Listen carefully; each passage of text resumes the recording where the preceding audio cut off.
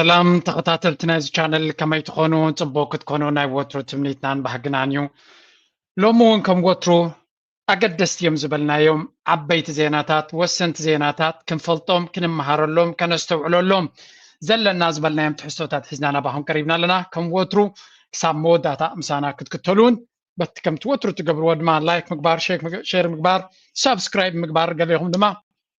نتيت سرحنا نتعرنا كتحجزوا تعويض نجبر نايلو مارسي سفح زبالي كون بعالم درجة بزح كنرينا عبزو بانا جن لعولا تكروزو لو من قصاصات كالتيف زك اير زولو كناتات كنرينا نبيجو زكم بالخل لما بحدو قينا كروينا نعوز قال سنتناون كلونايو مبار مجمريا بز زينا زخن جمرينا نالا قبنا يوكن كيد ما كن فتنا let's go. Now, our next story is about WhatsApp. A lot of you would be using it for messaging. Do you think your messages on the Meta-owned application are safe? According to Meta CEO Mark Zuckerberg, US authorities, including the CIA, can access your messages remotely. You heard that right.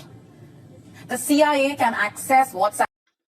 مبزحت جزء مبزعاتات ناي تكنولوجي بفلاي ناي أمريكا كونو خلو انتايم زبلو privacy كم زلكا end to end encryption كم زلو زخون أكال كتنكفا كم زيكل ات اب وي ونتي ويب سايت ناي تشاينا تخوينو جن ات كومونيست بارتي نعتوي كل نجرات كايرو مانيبليت كغبرو تيك توك تخوينو منغستي مانيبليت تغبرو قالنا بلو حسرت جزء ميديا كم دمات منغستاو تكالا زبحالون كم نابلي زقشش اتحققن ناي أمريكا ابس ويب سايتس اتهم زقددو منغست أمريكا كلهم اللي امر بباتهم سي اي ديو اف بي اي ديو ان اس اي ديو كلاتهم اكسس كم زلومن كم دليتهم نتمسج نارايو من انتي تصحفالو نخفلتو صقم يبلومن ناو حجي انا كم جورج خريو خلو سي اي وي ون امريكا سلي امر باب نملختناتي كريو فتينوسي اي كولوني لحسيبه يفلتني that's why data privacy قال ملايتن كغيغن نابنت نجوجل سي حبريتا خيط حب قلقل زبلي تبو فيديوهات طريقه ايتي او ويب سايت انها بكا ابع شرحي وخلو كل نجر بعلنا قرب خلص ايريون يزلو نخالي سلاوي نقال تقمنا امريكا ايبنيو يلونكم منو خايم زفتن وري جوك منقص امريكا زدلي يزري سلامتا يسكن تيك توك يسالوا زي صبغ يرخ نقراكم تيك توك دسالوا له مخنيات باي ذا واي تيك توك حجي نا امريكا كامبان خغزو مخاني زنقر زلو اتونكو كاب تشاينا زمن چوي ناي سوشيال ميديا بلاتفورم تيك توك تراي سلا زخوني that's why تيك توك كمزيو قول يبلاش له سزرا بيتاتي بلاش له كلها بتيك توك زل يدو لكم حدا بحدا ابي انستغرام اب فيسبوك الله اب يوتيوب الله زفل نجر يلن اب تيك توك فلوي تحستو زقربو ازيوم وحداتي اب تيك توك زلو كونتنت كريترز بجيك وحدات اب يوتيوب الله معناته تيك توك مس يوتيوب كور هذا كله بزعتاوي يبلو اب يوتيوب مستر بيست كيت كم رايوا بليونير مالتي بليونير كوين لو يوتيوب سلازي يوتيوب از هيوج ابتنا انجلش بلاتفورمز فلا سلازي اب تيك توك وري مسكودو اب يوتيوب كاكيدو لاي بما بالي مزغبرو يوتيوب تيك توك زلهم كلهم تحسوتات دما زبلص تحسوتهم اب يوتيوب ويكاس زنا واحد تحسوتهم اب يوتيوب يمزغبرو معناته اب يوتيوب نوح سلازي خيد صبوق سلازي راه اب تيك توك حصر زبالي زره تحن قدفه ماني انا صبوق قال مله توم تفلطوا يهم داز ماتر ابزياك نغركم دلي زلهم تي ميديا نا امريكا كقششنا وي انتكشت على نايز فتن نا امريكا ابل اندحر خوينو برايفسي نات كاست حلويو نا تشاينا وهو وين تليفون تتلكم كاكن منكس سلانا تشاينا حبريتا نعو سيدي قال everything تشاينا يقبروا يم زبلونا امريكا 10 تعصفي 100 تعصفناتو كم زكاتاتو هافتل كتكلال لك تصبو نغير انا كم جورجو نا امريكا زسق سرح سلازي بالله قال سبات نزي فيديو تاز قبرو بقى منكست امريكا عايز حلو زمسلم سبات له كنو قرين على منكست امريكا منكست سويس كليلهم زبلو له اتتحست انا زغربه زلهو كاب صفات ناي سي اي ام تي ايكون كون زغربه ابي يوتيوب تقريبا زل تحستو مخانو زي فلت سبات له قال سبات مالتي انا زغبرو زلو كونفيدنشال ولا تمسير نابلت زي ناي سي اي انا كون دوسو زلو انا انت زغله دس بلني عقم جني بالله ينكسع كندو مزاجبت ناي سي اي حق غير حبريتا خوت نعم ا public discourse زله كم تناير تراون ا حزب زوص حبريتا انا زمت نمنتاي خدمصو هذا كنك حلو كنستوعللو لأنه كل جن ات ميديا زقشنا نجارات كن عليهم سو نتوم دود واتساب ويون جوجل ويون ابل تدق اما منقس امريكا يفلت نمنت ابل سي زلا على برايفسي حيل اللي ويز بعد منقس امريكا اي ريوني دلي زل لك عبريتا اتس ا جوك أمريكا أتدليو أب أمريكا كابزلو كامباني زخل كل حيل يلا انتايتي كاندي زخونه سمتي حدا بوليس تو إلى كان أبلا كخير يخلي التسلياو مربباتنا أمريكا قد أيريوني يلوم أبل دشوت ومن أنت مستير كشيت اللهم يلوم ينبر نما نجس أمريكا كله عمية بالله ما بزحت جزي نتسلياو مربب تكنولوجيا ونالو حكوا قبره مخل زي فليتنا خن كيدا لنا نشتي نسمعيه سعوك نسجرينا أبتو جو بوليتيكا زين نفسه كيف تنكف زغل سلزغونه. Messages. What does that say about WhatsApp's privacy policy? Is Meta's privacy policy a myth? Is there no such thing as privacy in the digital age? All of these questions come up. Let's break it down for you. Speaking on the Joe Rogan Experience podcast on Friday, Mark Zuckerberg explained that while WhatsApp's encryption prevents Meta from viewing message content,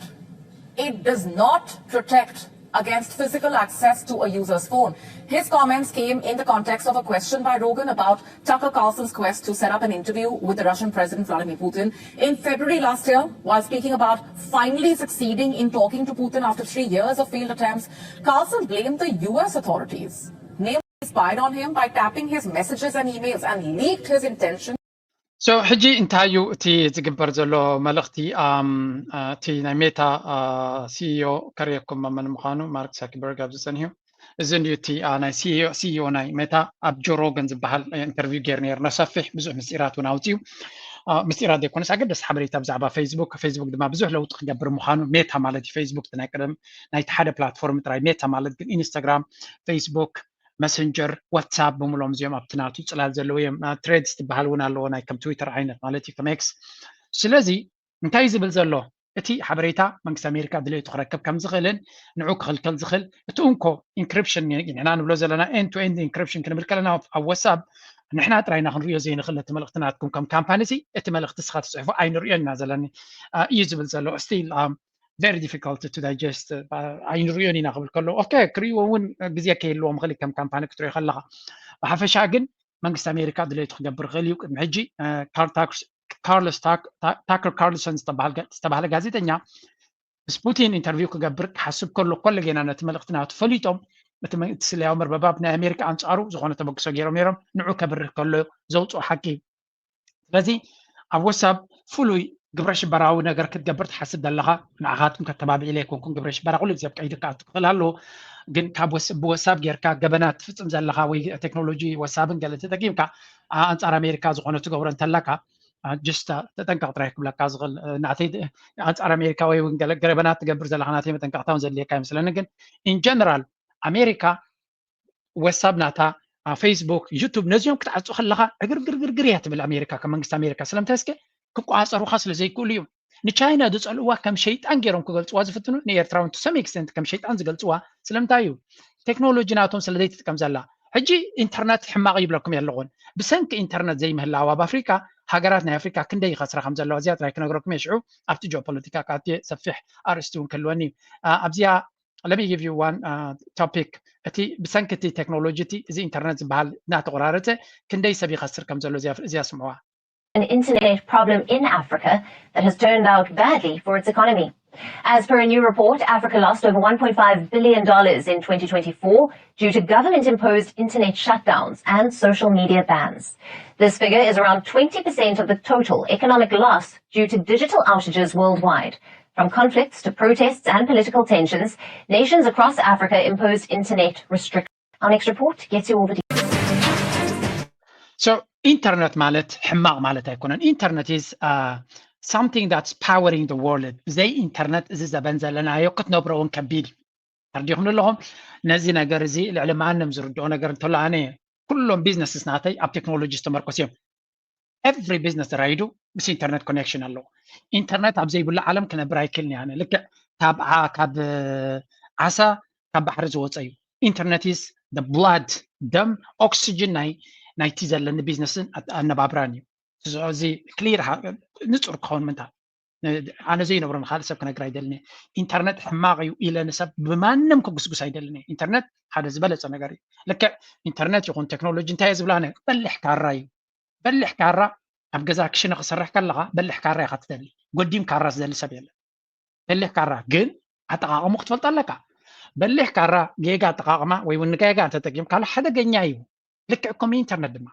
بزو حدا قال له أتقاعمه تخيل كلا قلت زبالة مساريو سلزي ካራ ከም ገለ ወዲቆ ክሓርደኒ ክእል ኢሉ ኣብ ክሽነ ካራ ዘይሕዝ ወይ እውን በልሕ ካራ ክሕዝ ዘይደሊ ሰብ የለን እንተኺሉ ኩሉ ሰብ በልሕን ጥዑይ ካራ ክሕዝ እዩ ዝደሊ ኣብ ክሽነ ሽጉርቲ ድዩ ስጋ ድዩ ካልእ ድዩ ቅርድት ከሎ ጣዳ ከብር ኢንተርኔትካ ከምኡ እዩ ብዘይቡ ክትነብር ሂወት ከቢድ እዩ ኣይከኣልኒ ኣይብልኒ ከቢድ እዩ ኢንተርኔት እቲ ሓደጋ ናቱ ኢንተርኔት ብምዕፃው ኣይኮንካ ተጥፍኦ ዘለካ እንታይ ዳ ነቲ ንዓኻ ሓደጋ የምፃለይ ዝበልካ ፕላትፎርምስ ክትዓፅዎ ክትፍትን ኢኻ ህያው ኣብነት ንኤርትራ ብዙሕ ግዜ ዝነገር ቻይና ህያው ኣብነት ናትና ቻይና እቲ ኢንተርኔት ልዕሊ ማንም ይጥቀምሉ ኣለዉ ልዕሊ ኤሮፓ ይጥቀምሉ ኣለዉ ልዕሊ ኣሜሪካ ይጥቀምሉ ኣለዉ ልዕሊ ኣሜሪካ እየ ዝብለኩም ዘለዉ ኣብ ቻይና እቲ ቴክኖሎጂ ከመይ ኢላ ኣትዩሎ እቶም ሓረስቶት ኣብ ገጠር ኣብ ገርሸት ዘለዉ ኣብ ጣሮራ ዘለዉ ኣብ ኣይዶኖ በቲ ሰንዓፈ ጫፍ ዘሎ ዓዲ ወይ እውን ብዓዱ ኻላ ዓዲ ገርጊስቲ ወላ ገለ ዝበሃላሉ ዓዲ ኩሉ ይፈልጦኒ ኣብኡ ዘሎ ሰብ ኣብ ቻይና ማለት ኣብ ከምኡ ገጠር ዘሎ ሰብ ኢንተርኔት ይጥቀም ጥራይ ዘይኮነ እተን ሕርሻ ናቱ እተን ኣብ ግራቱ ዘለዋ እኽሊ ንከተማ ብኢንተርኔት ገይሩ ዝሸጠን ስለዚ ኢንተርኔት ንሓረስታይ ልዕሊ ማንም ዘድልዮ ቴክኖሎጂ እዩ ክትምህሮ ኣለካ ከተርእዮ ኣለካ ከተማዕብሎ ኣለካ ፋርመርስ ኢምፓወርመንት ክበሃል ከሎ ንሓረስቶትን ንድኻታትን ዕድል ክትቦም ድሕር ኮንካ ንዓታቶም ምስ ቴክኖሎጂ ኮኔክት ጌርካ እዮም ጥራይ እንተዘየለ ኣብ ከባቢ ላበርዕ ዘፍሪ ዘሎ ወይ እውን ኣብ ጋሽባርክ ኣብ ከባቢ ከርከበት ዘፍሪ ዘሎ ሕርሻ ሓረስታይ ለይትከ ምሉእ ክረምቲ ሰሪሑ ንመን ይክቦ ሓንቲ ናይ ፕሬዚደንት ኢሳያስ ዛረባ ኣብ ከባቢ ግርማይካ ወይ እውን ኣብ ከባቢ ተሰነይ ኮይኑ ዘፍሪ ዘሎ ሓረስታይ ነታ ጤል ወይ በጊዕ ብክንደይ ሸጣ እሱ ብውሕድ ትሸጣ ኣስመራ ክትመፅእ ከላ ክንደይ ትሸጥ 3 ዕፅፊ 2 ዕፅፊ ናቱ ዋይ ዛ ምክንያቱ እቲ ሓረስታይ እቲ ዝደክም ዘሎ ምስ ዕዳጋ ኮኔክት ስለ ዘይኮነ መጓዓዝያ የብሉን ዓቕሚ የብሉን ኣስመራ ከይዱ ክሸጣ ኣይተዋፅኦን ያውን በጊዕ ሒዙ ከይዱ ከይሸይዱ እቲ መክሰብ ኣብ መንገዲ ክተርፍ ክእል ኢንተርኔት ተዘህሉ ግን ምስቶም ሰብ ሬስቶራንት ድዮም ምስቶም ስጋ ዘብሉ ቀጥታ ኣብታ ታበጊዕናቱ ኣብቲ ፕላትፎርም ኣውሪዱ ሸይጡ መሃብተመ ነይሩ ስለዚ the power of internet you can never discount እቲ ኢንተርኔት ሕማቕ ኢሉ ዝእምነካ ሰብ ንኢንተርኔት ዘይፈልጥን ብሃምን ኣብ 21 ክፍለ ዘመን ክነብር ዘይግብኦ ሰብን እዩ ኢንተርኔት is important ዘለናዮ መድረክ ብዘይ ኢንተርኔት ክትነብር ኣይትኽእልኒ ኢኻ ብኢንተርኔት ዝመፅእ ሓደጋ ፖለቲካ ድማ መግለፂ የብሉን ስለዚ ኢንተርኔት ብምዕፃዎም ጥራይ ኢንተርኔት ብዘይ ምህላው ዘይኮነስ ኢንተርኔት ብምዕፃዎም ጥራይ 1.5 ቢልዮን ዝኸውን ኢኮኖሚ ኣብ ኣፍሪካ ክሳራ ኣጋጢሙ ኣብዛ 2024 ዝሓለፈት ዓመት ማለት እዩ እዚአን ሃገራት እያተን እተን ኢንተርኔት ናተጠቀማ ነይረን ንሓፂር ግዜ ዝዓፅዋ እየን ከም በዓል ኢትዮጵያ ኬንያ ናይጀርያ ካልኦት ሃገራት ኬንያ ንኣብነት ዕግርግር ኣጋጢሞም ነይሩ ኢትዮጵያ ኣብ ኣምሓራ ዕግርግር ስለ ዘጋጥም ኣብ ትግራይ ከጋጥም ከሎ ኣብ ገለ ከጋጥም ከሎ ኩሉ ግዜ ኢንተርኔት ሻዳውን ዋላ ኣብ ኣዲስ ኣበባ ዝኾነ ስጋት ከጋጥሞም ከሎ ኢንተርኔት ይዓፅዎ እዮም ስለዚ እቲ ኢንተርኔት ምዕፃው ብዙሕ ክሳራ የምፃልካ እዩ ኤርትራ ድማ ጠቕላላ እቲ ኢንተርኔት ናታ ከምቲ ዝግብኦ ስለ ዘይተዘርግሐ አንሊሚትድ ፖቴንሻል ይተሪፍዋ ዘሎት ሃገር ብዘይቃል ዓለም እዚኣ I really hope ዝበፅሐ ሰብ ሰሚዑ ዳይጀስት ክገብራ ወይ እውን ከስተማቕራ ስለምንታይ ከም ዝብል ዘለኹ ኤርትራ ብመንፅር ህዝባ ብዙሕ ህዝቢ ደገ ዘለዎ ሃገር እያ ኣብ ደገ ብዙሕ ህዝቢ ኣለና እዚ ደገ ዘሎ ህዝቢ ካብ ኢትዮጵያ ካብ ኬንያ ካብ ኡጋንዳ ክንደይ ንብረት ገዛ ኣሎ ወረ ሸይም እዚ ግን ኣነ ኣይፈርደሎም እየ ምክንያቱ ካብ ኤርትራ ኢንተርኔት ስለዘየለ መሪፁ ክገዛ ኣይክእልኒ ስለዚ ኤርትራ ኢንተርኔት ዘለዋ እቶም ክዳውንቲ ዝሰፍዩ ዘለዉ ሽሮ ዝገብሩ ዘለዉ በርበረ ዝገብሩ ዘለዉ ሓረስቶት ናትና ንኣብነት ኣብ ከባቢ ጋሽባርካ ዘለዉ ሓረስቶት ድዩ ኣብ ዞባ ደቡብ ኣብ ዝኾነ ዘለዉ ኣብ ከባቢ መንደፈራ ዘለዉ ሓረስቶት ጉዕ በርበረ ገይሮም በርበረ ካብ ገዝኦም ንደገ ክሽየጥ ከም ዝኽእል መገበሩ ነይሮም ተርዲኹም ኣለዉ ሓንቲ ዌብሳይት ጥራይ ተድልየካ ልክዕ ከምዚ ፌስቡክ ወላ ፌስቡክ ፔጅ ገይሮም ንብረቶም ከም ዘሎ እንድሕር ኢሎም ካ ገለ ነገር ኮንፍርሜሽን ነቲ ነገር ስርቂ ከይከውን ዘረጋግፅ ነገር ትገብር ቨሪፋይድ ኣካውንት ምስኮነ ድሕሪኡ ሰብ ካብኡ ገዚኡ ቀስ ኢሉ ናብዚ ክመፀ ይኽእል እዩ ስለዚ እቲ ሓረስታይ ክሓልፈሉ እቲ ታሕተዋይ ደረጃ ዘሎ ክሓልፈሉ እንተኮይኑ ኢንተርኔት ክህሉ ክኽእል ኣሎ ብዘይ ኢንተርኔት ኢምፓወር ክትገብሮ ይትኽእልኒ ኢኻ እንተዘየለ ኩሉ ግዜ ነጋዶ ኣብ መንጎ ዘለዎ ሰባት ነቲ ሃብቲ ይኻዕብትዎ እቲ ድኻ ድማ ኩሉ ግዜ ድኻ ኮይኑ ሰሪሑ ደምሪ ሂፅ የምፅእ ነታ ጤል ነተን እኽሊ ነተን ጣፍ ነተን ዳጉሻ ነተን ማሸላ ነተን ብልቱግ የምፀን ነተን ፉል የምፀን ነጋዳይ ብሕሱር ይገዛላ ኣብቲ ቀውዒ ደቁ ትምህርቲ ክሰድድ ስለ ዝሽገር እንደን እንታይ ኸውን ኣብ መወዳእታ እቲ ሓረስታይ ከም ኩሉ ከም ወትሩ ጥራይ ይተርፍ ኣነ እዚ ኢንተርኔት እዚ ከምዚ ንዓይኒ ጆርጆ ኣብ ሶሻል ሚድያ ሰሪሐ ስለ ዝነብር ዘለኹ ጥራይ ኮንኩን ፅቡቅ ዝብለኩም ዘለኹ at every aspect of life ኢንተርኔት ኣገዳሲ እዩ ስለዚ እቲ ሕማቕ ናቱ ኣሊና ፅቡቅ መረዳእታ ናይ ኢንተርኔት ከልወና ከሎ ብዙሕ ለውጢ ከምፅእ ይኽእል እዩ እዚኣ ጥራይ ሓዙለይ ብሰንኪ እዚ ኢንተርኔት ምዕፃው ድማ ብዙሓት ሰባት ይኸስሩ ከም ዘለውን ኣብ ብዙሓት ሃገራት ኣፍሪቃ ብዙሕ ክሳራ ከም ዘጋጠመንን ሕማቕ ናይ ኢንተርኔት ግን ኣብ ብዙሕ ግዜ ስለ ዝገለፅክዎ ሕጂ ኣብ ፎከስ ክገብር ኣይኮንኩን now let's go to geopolitics ኣብዚኣ ንትሕጅ this go some say we're simply back to the but first here's my take having campaigned on a policy of ending wars making peace putting America first and disentangling the country from the world Donald Trump this week decided to revive 19th century imperialism. In a single press conference, he proposed making Canada a state and acquiring Greenland and the Panama Canal by economic coercion or, if need be, by force. Republican leaders እንታይ ዝበሃል ዘሎ ዶናልድ ትራምፕ ናይ ሰላም መራሒ እዩ ተባሂሉ ይዝመነሉ ፍሬድ ዘካርያ ኣብ ሓደ ግዜ ዘምፅኦም ፅቡቅ ዝኾነ ትንተናታት ኣለዉ ኩሎም ኣነ ይፈትዎምን ይቕበሎምን ማለት ኣይኮነን ግን ብግምጣሉን ብትክክል እናንበብና ብዙሕ ክንመሃረሉ ንኽእል ኢና ምክንያቱ ዕምቆት ናይ ፖለቲካ ዘለዎ ንፕሮፓጋንዳ ድማ ዕምቆት ብዘለዎ መንገዲ ይሰርሓሉ ናይ ኣሜሪካ ሓይልን ስልጣንን ንዘላለም ንክቕፅል ዝሰርሑ ምሁራት ሊቃውንቲ ዝመስሉ ሰባት እዮም እዚኦም ስለዚ ኣጀንዳ ናቶም ሜክ ኣሜሪካ ግሬት ንሓዋሩ ማለት እዩ ብዝተፈላለየ መንገዲ ገሊኦም ኣብ ውሽጥና ፎከስ ንግበር ክብሉ ከሎ ካልኦት ድማ ከም በዓል ፍሬድ ዘካርያ ድማ ንዓለም ሙሉእ ንቋፀራ ኣብዩ ዘሎ ትረብሓ ዝብል እምነት እዩ ዘለዎ ዶናልድ ትራምፕ ናይ ሰላም ፕሬዚደንት እናተባሃለ ከሎ ኣብዚ እዋን እዚ ግን ሽግር ክፈጥር ክእል ይበሃል ኣሎ እሱ ከዓ ንብዙሓት እቲ ኢምፔሪያል ኣሜሪካ ንዓለም ጎቢጥካ ናይ መሓዝ ግን ብሕቡእ እቲ ኣጀንዳ ናቶም ኣሜሪካን ኢምፓየር ካብተን ናይ ብሪቲሽ ኢምፓየር ናይ ፍሬንች ኢምፓየር ናይ ካልኦት ዝበሃል ዝነበረ ፍልይ ዘብሎ ነገር እንታይ እዩ ትገዝእ ከም ዘላ ብዓለም ከይተፈለጠት ሂደን ኢምፓየር እዩ ዝበሃል ወላ ፈረንሳውን ኣብ ሶሳታት ምስ ተሰዓረት ነቲ መንግስቲ በዓል ጣልያን ገዲፈን ክኸዳ ከለዋ በዓል እንግሊዝ ገዲፈን ክኸዳ ከለዋ ፈረንሳ ግን ብሕቡእ ነቲ መግዛእቲ ብጋሕቲ ዝነበረ ብሕቡእ ክትገብሮ ፈቲና ክሳብ ሕጂ እውን ይቕፅል ኣሎ ብዙሓት ሃገራት ኣሜሪካ እውን ከምኡ ናይ ዲሞክራሲ ሰባኺት ናይ ኢንተርናሽናል ኦርደር ከም ተተግብር ዘላ ጌራ ኮይና መፅያ እያ ተተግብሮ ዘላ እዚ ግን ብትክክል ከምኡ ትሰርሕ ዘሎ ከመይ ይኸይድ ኣሎ ዶናልድ ትራምፕ ከነዚ ናበይ ገፅ ክወስዶ ይኽእል ቅድሚያ ግን ባይደን ናይ መወዳእታ ተዛረባ ስምዑ ምሳላ ጊበ ክሪኣ ደልየ ኣለኹ Biden thanked America's diplomats, and he offered his take on the world that he is leaving behind. Right now, in my view, thanks to our administration, the United States is winning the worldwide competition. Compared to 4 years ago, America is stronger. Our alliances are stronger. Our adversaries and competitors are weaker. We have not gone to war to make these things happen. During my presidency, I've increased America's power at every dimension. We've increased our diplomatic power. ጆ ባይደን ኣብ ናይ መወዳእታ መድረኹ ዝብሎ ዘሎ እንታይ ዝብል ዘሎ ንኣሜሪካ ኣብተን 4 ዓመት ኣነ ዝነገሩ ዝፀናሕክዋ ብጣዕሚ ሓይለ እየ ኩሉ ዓይነት ሓይሊ ከም ዘለዋ ገይረ እየ ስለዚ ኣሜሪካ ፓወር ናይ ኣሜሪካ ብኩሉ ሳይድስ ገይረ እየ ንፀላእትና ድማ ከም ዝዳኸሙ ገይረ እየ this is very important ንሕና ከም ንሕይል ፀላእትና ከም ዝደኽሙ መን እዮም ፀላእቶም that's very important question መን እዮም ፀላእቶም ጀርመን ፀላኢቶም ድያ ኣዳኺሞም ኣለዉ ኤሮጳ ፀላእዮም ድዩ ኣዳኺሞም ኣለዉ ኣዳኺሞም ጥራይ ዘይኮኑ ሎቢ ድማ ግሪንላንድ ክንወስድ ኢና ይብሉ ኣለዉ ስለዚ መን እዩ ፀላይ የስ ራሽያ ኢራን እዚኣቶም ፀላእቶም እዮም ቻይና እዚኦም ፀላእት እዮም ዚስ ዊ ናው ኤርትራ እዚኦም ፀላእቶም እዮም ካቴጎሪካሊ እዚኦም ንነዊሕ ፀላእቲ ዝነበሩ እዮም ዓይነት እዮም ግን ናይ ሎሚ ፀላእቲ ጆ ባይደን ኣዳኺመ እዮም ዝብል ዘሎ that's very important ናብኣ ክትከይድ እያ next report ናተ Creating more allies than the United States has ever had in the history of our nation. We've increased our military power, making the most significant investments in the defense industrial base in decades. We've increased the technology power, taking the lead in artificial intelligence and other technologies of the future. And we've increased the economic power, building the most dynamic economy in the world.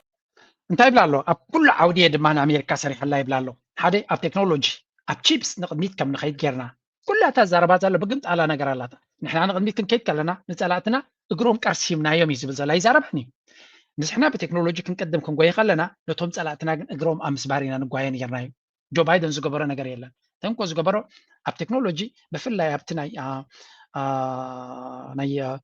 ሰሚኮንዳክተርስ ዝበሃል ዘሎ ቺፕስ ዝበሃል ዘሎ ንኩለን ሃገራት ኣቃበታት እገዳ ርእሲ እገዳ ይዘውር ዘለን ዘሎ ናይ ነዳዲ ንራሽያ ንካልኦት ሃገራት ንኢራን ነተን ኩለን ክወዳደረና ክእላየን ዝበሎም ወታደራዊ ዓይኒ ንዓታተን እውን እገዳ ኩሉ ዓይነት እገዳ እናገበረ ነቶም ዘዋፅዎ ድማ ነቶም ኤሮጳ ድማ ከይርክብዎ ስለ ዝፈርሖም ንዖም ከዓ ነቲ ምንጭ ናይ ቆጠብኦምን ዕዳግኦምን ንቻይና ክልቲአን ተናገደስ ባእታታት ኣልዩ ልዕሊ ኩሉ ድማ ቀሲኖም ዝኸድዎ ዝነበሩ ናይ ሴኪሪቲ ዲል ንዕውን ክንኣድለየኩም ኢና ብምባል ሕጂ እተን ዝርከበን ገንዘብ ድማ ናብ ኣሜሪካ ዩኒቨርሲቲ ከም ዝገብርዎን ይገብርዎን ኣሎ ስለዚ ኣገይን ናይ ኣሜሪካ ጌም is a very very delicate game ቤላ ገይሮም ግን ኤሮጳ የፃወትዎም ኣለዉ ሕጂ ምዝያ ከላግበልኩም እየ ሰለስተ ቪድዮ ንርኢ ኣለና ክሓዋውሰን ክፍትን እየ እዚኣ ስምዕዋ ሕጂ Denmark has brought Cold War rivals Russia and the United States to the edge of a direct conflict. In the latest, the United States has imposed its harshest sanctions yet on Russia's oil industry. 2 major Russian oil producers, along with 183 vessels that have shipped Russian oil, have been hit with severe sanctions. The move is aimed at targeting Moscow's revenues that it uses to fund its war with Ukraine. እንታይ ንርኢ ኣለና أمريكا بحنتي بوحد جغراف نخلت سلست هاجرات بحدا كتحرم تفتنا الله نمن ثلاثة نتن بريكس هاجرات زبالة بريكس سلست هاجرات لو انتن حيالات دبالة تنكالت حيالات تايبلني سلست قدامي تشاينا زبالة له دن ميليتاري باور راشا له سالسايد ما إنديا زين سلست نت بريكس حيال زقبرو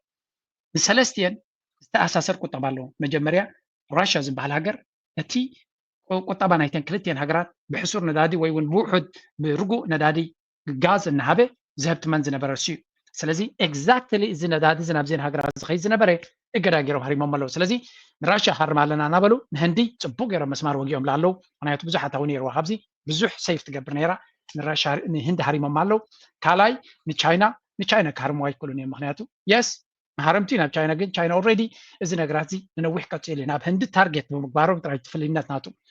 انتي غني يقبر له بقمطال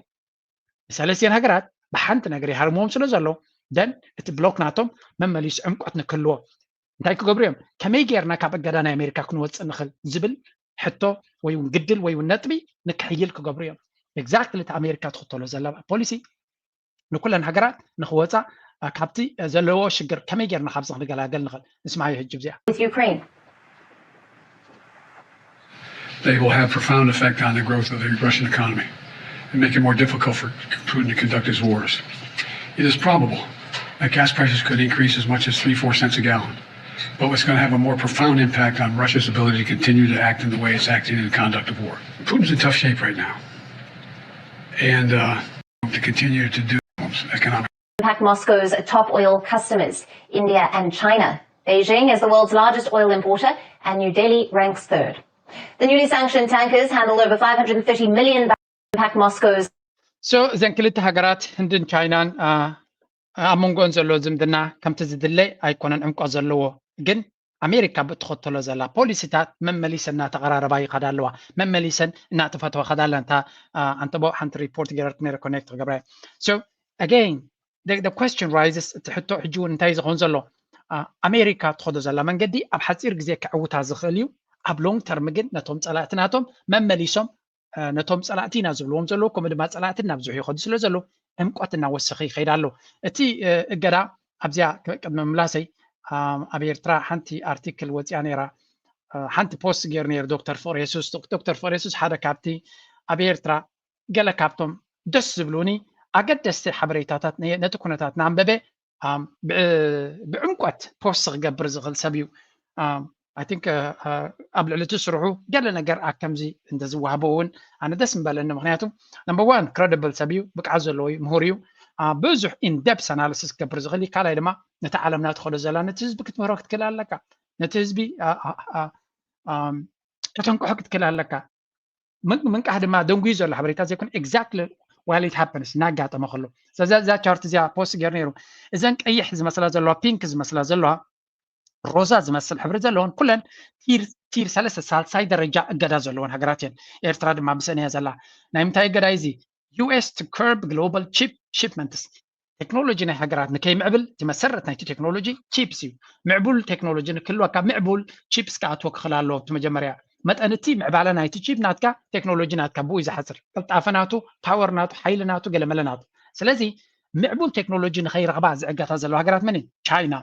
Russia إيران بأفريقيا خلنا دما إيرترا سوماليا وين أفتك كاتيجورات يلا أبنيو وين الله الفنزويلا قال ملا بتمالتيو أفريقيا السودان وين أفتك كاتيجورلا ليبيا تزي إيرترا مستن سالساي درجة راشا تشاينا هذا زركبو كاتيجور مالتيو سلازي of course إيرترا أبني تشيبس بنال بعد كي تولد خليها نحجي كان زاكي الواخلي قلنا حوارو زي أجد أساس أجميزي إيرترا تكنولوجي كاو حبريتا نخي تركب اب تكنولوجي عاود نخي تمعبل زغبر زلو اتزبو نغرو اتيصبق نغرو نيرترا ابز حج حاسيا يكلني زغرازي واي تشاينا زبال متكاتا نايتي كالو سل زلو رجهم كاب تشاينا اخول كتوسط خلي إيرترا but again نيرترا مشاتو نتن كامبانيات نا تشاينا كل غزي قدل علواني بتم بيچاز بحالا تيرتو كال اي درجه شجر زلوم كلنا هاجرات افريقيا مالتي تيرتو كاب إيرترا يحشاغن إثيوبيا يكون كالوتون ناتن نفسه زخاله قدال وين سنون قطر حدا جن تير وانز بحالة نقرات بعد ديبلانين من إنسانك هجرات أوروبا أمريكا جابان أستراليا قالت أمريكا بغرباء تفتون حجرات مالتيو وكابن وصا بأفريقيا زغون هجر يلنا نابزي أبيسيا غنيا we can see South Korea Taiwan كمون أستراليا نرلنا تنكالوت جن يا كلن أبتيرتو تطويلا زلواين ولا إمارات ولا سعودية ولا قلم مالتي جاب زي كم يجرى أمريكا نعلم مغاقيلات خمسة لا مجنزابي دلي يتقدا نيرترا ويون نيرتراويان دا مسلو كم زي حزبنا مسكين حزبي ومساكين هاجرات جين نعيشوا زلوا هاجرات رايدي كونه بسفحوا أمريكا ما نكودا درني يبلون كم كذا ما يكون business as usual زبحال نجار يلن كم يجرنا نتكون تاتطونا بلايم زلوا سازي أتي قبل علي هاجرات ورزلوا معقبات ويون تأكيد أنا علمنا تايزريكا أمريكا نيرفس كوينا سلزلا أب لاست ستيج سلزلا بزخوني يقول من قدي نكركبونا زغلو بتاعنا احنا كنعاصو هنغلبو كله كنعاصو كنفتن كنكلها لنا يوم زبل زلو تحتو ازي قدايزي يواصعهم دخون بخمزة كعواتو له دخونو we don't know جن they are still trying ابتازل لاتهم باور هانج قبر تازل لو بوتا قدامات كوينا منقوصلو بخلو يكون واقع ريد مخانم يقلصلو لنا على مالتي لما لسنا نشتغل يبدأ كابو خنكتلينا ابتي next topic. Oil importer and New Delhi ranks third. The newly sanctioned tankers handled over 530 million barrels of Russian crude oil in 2024, about 42% of the country's total seaborne crude exports, adding up to roughly 61% of China's seaborne imports of Russian oil. And the bulk of the remainder went to India. Now, India relies on Russia for about a third of its oil imports. For the first 11 months of last So Hindi is one of the biggest losers. معناته Russia, China نتي ندادنا تابي تانلهم بخالنجرا alternative energy وانت invest قبرزلا أب solar يكون أب hydroelectric power نمركاب بزوج قبرزلا هندجن كابت chip حصور زخنا نايراشا غاز بتاع متخصب زنبرت رادي يكون استشيت وين زنبرتها زي deeply كترم معانا بزي الجرازي of course Russia قدام يسهاجري معناته قبل Russia وريدو زول الجرا is another level. But Russia is fighting in a war. أوجيه زلا نزو جزكت عواتلون كعلى روسيا. أتي أنا أمريكا empires جبروا زلا كايداجن أزي كبيد بده تاتو بزح نزي نتن حيالات دبلن دلو حجرات دونالد ترامب دما كبايدن تقبلوا أنت هيك جبروا مخانو. Next topic نرانا هنكيد ناس لذي we live in a different exceptional time نزو كنا تازدما بعمق أتبردو يدلي نغيدج. Recently trained to denounce the old Republican foreign policy of expansionism and internationalism, quickly adopted the new party line and are now showering praise on Trump's grand vision and big thinking. Where will all this go? Some say we're simply back to the madman theory of foreign policy, which posits that it's good for the president to sometimes appear unpredictable, even irrational, because it throws adversaries off guard. It's worth recalling that Trump tried this gambit in his first term, most obviously with North Korea's Kim Jong-un. He began by threatening. So in times of Luzalo, Tina America Akaida, نقول نفتوتا مسألة عند سنبت هذا president نتايك قبرهم خاو next زي في لا تغينو صبوق خاو نخليو أبتح على فك فانا دونالد ترامب ونيتو كاملو نيرو ما راح تهجرات نيكالوت علم نتايك كم زقبر predict قبرو كجمو توزي كله تغين تمرعي كل جزء نتوم مسألة توي ونتوم مولادر تنات كل جزء كبدهم يخلي أبلونج ترى مجن وتس إتيا متصدى متصني تحته أيه متصني خايز بالتارجمنت ناتو سلزي عمو داتا زي راش فلاد زي ناي دونالد ترامب خد طلع يلو حسيب زولو استراتيجي نأمريكا نقدمي دي كمتا ويس نتوم سألة تايم تحير زبل تيوري بروف كبرز في التنجلو نفتوتن نسألاتن نخلت يوم زفره زسنبد سقوم تتات كتوسط كلها عمو داتا نتا هاجر انتايك قبرايخ نأمريكا توم نتا قربا alliance ناتوم نعملت كندا بسنكتي 50 حدا نستيك قبرك ميز بلوم even توم conservatives دونالد ترامب فوتوز نبرو تقطي عملومي أنت دونالد ترامب كن كساقسينا هجرنا خن كلاغلينا nationalistic feeling يمتص مالو مكسيكو كم تزيد argument ناتو دايزبل. This time around, Trump's focus on Panama and Greenland has some basis. The Panama Canal is one of the world's great maritime choke points. But the Panamanian authorities have handled it responsibly, professionally, and in no way treated the United States badly, as even the Wall Street Journal's editorial board recently noted. Nor is there any evidence of Chinese military influence on the canal or in the canal zone, as Trump claims. هجين تاينا نرزال نابزي زانا كنال مكاريكم سس بعلم زبلو زلو زربانديو ብዛዕባ ፓናማ ክዛረብ ከሎ ነቲ ፓናማ ካናል ክወስደ ክብል ከሎ ነዚ ካናል እዚ ነዚ መንጎ ኣትላንቲክን ፓሲፊክን ሰላማውን ኣትላንቲካውን ውቅያኖስ ዘሎ ብመሬት ኩዒቶም ዘራኽብዎ ኣሜሪካ ዓብይት ነይሩ ኣብዚ እዚ ቦታ እዚ ግን ምናልባት ሓንቲ መፅሓፍ ኣላ ካልእ ኣንቢብኩም እንተለኹም one of the biggest dilemma ናይ ፓናማ ዝበሃል ሃገር እዩ ነዚ ታነል እዚ ምስ ኳዓትዎ ዳርጋ ኣብቲ ቦታቲ ኣሜሪካውያን ኮሎኒናቶም ናቶም ግዝኣት ገይሮም እዮም ነቲ ቦታቲ ሕጂ እውን እንተኾነ ዶናልድ ትራምፕ ክጥርንፎ ስለ ዝደለየ እምበር ፓናማ መፅያ ነቲ ቦታቲ ንኣሜሪካ ስለተውፅኦ ዘላ ጭብጢ ስለ ዘሎ ይኮነን እንታይ ግን እዚ ኩሉ ግዜ ቲዮሪ ክትገብር ኣለካ ክትጎብጥ ምንታ ናይ ግሪንላንድ እውን ከምኡ ስለዚ ኣገይን ኣሜሪካ ትኸዶ ዘላ መንገዲ ንብዙሓት ሃገራት ወላ እውን ምስ ኣሜሪካ ቅርበት ዝነበረን ሃገራት ሃዲመን ናብ ፀላእቲ ንክኸዳ ወይ እውን ነታ ኣሜሪካ መወዳድርቲ ኣይትብሎም ናብ ቻይና ድዩ ናብ ራሽያ ድዩ ናብ ካልኦት ክረጥኡና ይኽእሉ እዮም ኣብ ዝበሉ ንክፅጉዑ ክገብሮም እዩ በንፃሩ ራሽያ ይኹን ቻይና ፈተውቲ ብናቶም ስራሕ ጥራሕ ዘይኮነስ ብዓንዳር ኣካይዳ ናይ ኣሜሪካ ፈተውቲ ክረኽቡ ከም ዝኽእሉ ንኣብነት ሓደ ካብዚ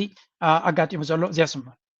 German Sarah Wagenknecht Alliance Party holds pre-election Congress featuring pro-Russian statements. At the Congress, Sarah Wagenknecht presented the main points of her election program, which are set out in a 39-page document entitled Our Country Deserves More.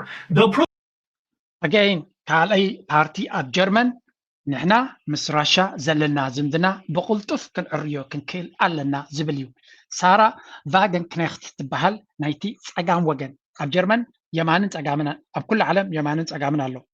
ክልቲኡ ወገናት ክሰማማዕ ግና ይክእልኒ ክልቲኡ ልክዕ ከምዚ ናይ ማግኔት ክልተ ገጻት እዩ ክልቲኡ ኦፖዚት ኦፍ ኣንጻር ሓትሕድ እዩ ኣብ ጀርመን ግን ክልቲኦም ቶም ኦፖዚት ዘለው ሓደ ዓይነት ኣተሓሳስባ ሒዞም መፅኦም ኣሎ ስለምንታይ እቲ ኣብ መንጎ ዘሎ ሞደሬት ሌፍት ኤንድ ራይት ዝብልዎ ክልቲኦም ኣንጻር ጀርመን ይኸዱ ስለ ዝነበሩ ዝብል እምነት ስለ ዘሎ ስለዚ እታ ካልኣይ ድማ ክልቲአን ደቂ ኣንስትዮ እየን መብዛሕትኡ ግዜ እዚ ፋር ራይት ዝበሃል ብደቂ ተባዕትዮ እዩ ኣኽረርቲ ዝኾኑ ገበቱ ዝኾኑ ደቂ ተባዕትዮ ትራዲሽናሊስትስ ገለ ዝበሃሉ ሰብ እዮም ስለዚ ኣብ ክልቲኡ ድማ ደቂ ኣንስትዮ እየን ተመራሕቲ ዘለዋ እቲ ፌሚኒዝም ዝበሃል እንታይ ከም ዝገብር ከማን ኣቕልፆ ይብዎ ኣሎ ምክንያቱ ነዚአን ከጥቅዕወን ኣይክእሉን እዮም ወዲ እንተዝኸውን ነይሩ ሂትለር ወዲ ሰብ ቤተሰብ ገለ ኢሎም ካራክተር ኣሳሲኔሽን ምግበር ደቂ ኣንስትዮን ከቢድ እዩ ብፍላይ እታ ናይ የማናይ ክንፊ ዘላ የማናይ ኩሉ ግዜ እንታይ ትራዲሽናል ኮንሰርቫቲቭ ቫልዩስ ስድራ ቤት ዝፈትው ኣምላኽ ናይ ኣምላኽ ክብሪ ዘለዎም ናይ ሃይማኖት ክብሪ ዘለዎም እታ ኣሊስ ቫይደል ትበሃል ግን ግብረ ሰዶማዊት እያ ሰብኣይ እያ ከማን ኣክቹዋሊ ሰበይቲ ላታ ስለዚ ኢትስ ኮምፕሊትሊ ነቲ ናቶም ጀንደር ኣይዲዮሎጂ ኩሉ ዝሃነፅዎ ዘፍርሰ ደቂ ኣንስትዮ እየን መፅአን ዘለዋ ስለዚ ኣብ ዝሓለፈ ኣምፅልኩም ነይረ ለሚ ንኩሉ ሰብ መመሊስና ከንሪኦ ክንክእል ኣለና because this is time of change ነገራት ብቕፅበት ዝቕየሩሉ ዘለዎ ግዜ ስለ ዝኾነ ይመሰከንድ ክደልየ ኣለኒ ብዙሕ ፋይላት ስለ ዘለኒ Und wir werden Nord Stream wieder in Betrieb nehmen. Darauf könnt ihr euch verlassen. So እዚኣ ኸ እታ ኣሊስ ትበሃል ዘላ እያ ብየማናይ ክንፊ ስለዚ ንመለስ ኣብቲ ኣርቲክል ብክልቲኡ እንታይ ትብል ፀኒዓ ኣባና ምሉእ ምትእምማን ክትገብርሉ ዘለኩም ነጥቢ እንተሎ ቀዳማይ ስልጣን ድሕሪ ሒዝና ነቲ ኖርድ ስትሪም ዝበሃል ክንከፍቶ ኢና ነቲ ሻምብቆ ነቲ ፓይፕላይን ካብ ራሽያ ናብ ጀርመን ብቐጥታ ብሕሱር ብፅፉፍ መንገዲ ዝመፅእ ዝነበረ ቢልዮናት ዩሮ ኢንቨስት ዝገበርሉ ማለት እዩ ፑቲን ድማ ክቦም ምዃኑ ረይዲ ስለዚ ፋራይት ዝብልዎ ዘሎ እቲ የማናይ ዝብልዎ ዘለዎ ኩሉ ግዜ ናይ ሂትለር ዝነበረ እዩ ገለመለ እናበሉ ክኸሱ ከሎ በዚ ድማ ሓደጋ መን ይወርዶም ኣሎ እታ ፀጋም ድማ እታ ሳራ ቫገንክኔክት ትበሃል ድማ በቲ ናይ ፀጋም ወገን ድማ በቲ ናይ ሌፍት ሳይድ ድማ ንሳ እውን ልክዕ ንሕና ንረብሓና ክንሰርሕ ኣለና ሕሱርን ስሉጥን ኣክሰስ ናይ ራሽያን ጋስ ክሳብ ዘይመፀና ቁጠባናትና ይኹን ኩሉ እቲ ሶሻል ፕሮሚስስ ዝበሃል ኣብ ጀርመን ዘሎ ክጠፍእ ስለ ዝኾነ ዊ ሃቭ ቱ ኣላው ዳት ይብሉ ኣለዉ እዚ ከዓ ሪኣላይመንት ይበሃል ፀጋምን የማንን ኣብ ዝኾነ ፖሊሲ ክሰማምዑ ይክእሉን እዮም ብዙሕ ግዜ ብፍላይ ፋር ራይትን ፋር ሌፍትን ዝበሃሉ እቲ ሓደ ናይ ቶታል ሶሻሊስትስ ሃብታማት ብዙሕ ታክስ ተኸፊሉ ሕብረተሰብ ክረብሕ ክኽእል ኣለዎ ክብሉ ከለዉ እቶም ፀጋም ማለት እቲ የማን ድማ መንግስቲ ዝኾነ ይትክእት የብሉን ፋር ራይት ዝበሃል ጫፍ የማን ዝበሃል ድማ መንግስቲ ዝበሃል ናይ መንግስቲ ስራ ጥራሕ ይገብር ኣለዎ ታክስ ከጉድል ኣለዎ ቢዝነስ ፒፕል ሰብ ከም ፃዕሩን ከም ሽጣሩን ክነብር ክኽእል ኣለዎ መንግስቲ ካብቲ ወሲዱ ነቲ ዝበሉ ስልጣን የብሉን ዝብሉ እዮም ስለዚ ፍልልይ ኣለዎ መንጎ ክልቲኦም ክልቲኦም ኣብ ሓደ ክመፁ ግን ሬርሊ ሳሕቲ ዝረአ ዘሎ እዩ ዘለናዮ መድረክ ድማ ፍሉይ ነገራት ዘጋጥመሉ ዘሎ መድረክ እዩ ክንብል ከለና ካብ ዝተበጊስና ኢና promises and economic recovery through access to cheap Russian gas. Quote, we must return to the lowest price criterion, not ideology and double morality. We do not need to buy 3 times more expensive gas from the United exactly تقول لا we must return to low price criteria exactly نحنا عياش ወይ كصلولات كينا ስለ ዘለና ነበር ነዳድ እንተ ዘይብልና ጋስ ዘይብልና እቲ ዝሓሰረ ዝረኸብናዮ ካብኢና ክንገዝእ ዝግባአና ተወዳደርቲ ክንከውን ኣብ ዓለም ምክንያቱ ካብ ራሽያ ዝመፀና ቆሪፅና ካብ ኣሜሪካ ብ3 ዕፅፊ ንገዝ ዘለና እያ ትብል ዳላ this is just purely common sense ፍሉይ ርእሲ የድልየካ ፍሉይ ብልሒ የድልየካ ንሎጂክ ነቲ ኩንነት ኣንቢብካ ምዝራብ ማለት እዩ ፖለቲካ ናይ ኤውሮፓ ካብ ኩንነት ዝረሓቐ ካብ ሪያሊቲ ዝረሓቐ ልዕሊ ኩሉ ድማ ዳብል ስታንዳርድ ዳብል ሞራሊቲ ዝብልዎ ድማ እንታይ እዩ ኣብ በዓል غزة ዝወርድ ዘሎ ግፍዒ ከም ዘይ ግፍዒ ትቆፅሮ ኣብ ዩክሬን ዝፍፀም ዘሎ ግን ብፍሉይ ሞራል ከም ዘለካ ኮይንካ ትዛረብ ዘኻ ዳብል ሞራሊቲ hypocrisy ዝብልዎ ማለት እዩ United States. What a shock. This almost sounds exactly like what you and I have been saying since forever. The gas that Germany buys from the United States is usually 3 times more expensive than the Russian alternative. And 3 times, that's the best case scenario, by the way. Sarah Wagenknecht doesn't want to pay 3 times the price for the same product when she could in fact buy it from the Russians 3 times cheaper. But this is what happens when you introduce ideology, which is why she says, I don't want to stick to this ideology and I don't want to stick to this double morality. Double morality is code for... Exactly. So,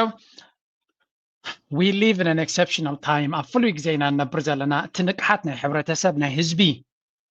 عمتنا لعلينا عبي زمت الزلو نزبنات نميديا تقوصاصيروم نت أكاديميا زبال يونيفرسيتي قال أنت تقوصاصيروم نخلو ندك سبات مانيبليت ناقبرو نزبنات زغط على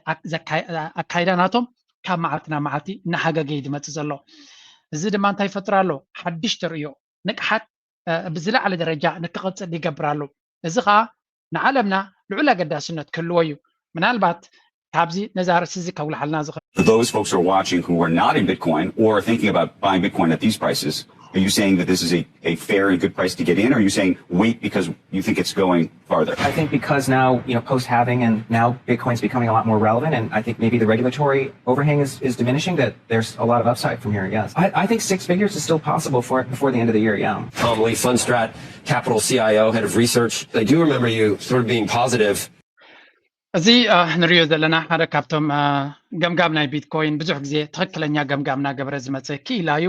ኣብ ሜይንስትሪም ሚድያ ይዛረብ ዘሎ ስለዚ እንታይ ዝብል ዘሎ ክሪፕቶ ብፍላይ ድማ ቢትኮይን ፅቡቅ ዝኾነ ዕብየት ክገብር ይኽእል እዩ ንግዚኡ ዝወድቆ ዘሎ ወይ እውን ታሕቲ ወለቕ ዘለቕ ዝብሎ ዘሎ ንዑ ከይጠመትካ ሎንግ ተርም ቪው ናይ ነዊሕ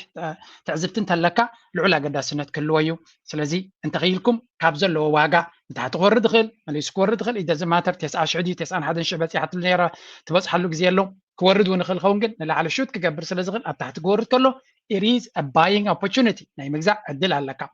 هروج الكابل على مزدية بشعو 100,000 مزبطحي 200,000 120,000 مزبطحي مس نقر راكب شعو هتحالي فنان دي كابتب له ما يحجي قدلي اللي خلو مجزع أقدر سنة الله بوح دما كيس الساعة بوح اسمه جدد ما مغنياتو زي اسمع واسكة باقي رك حل فيه.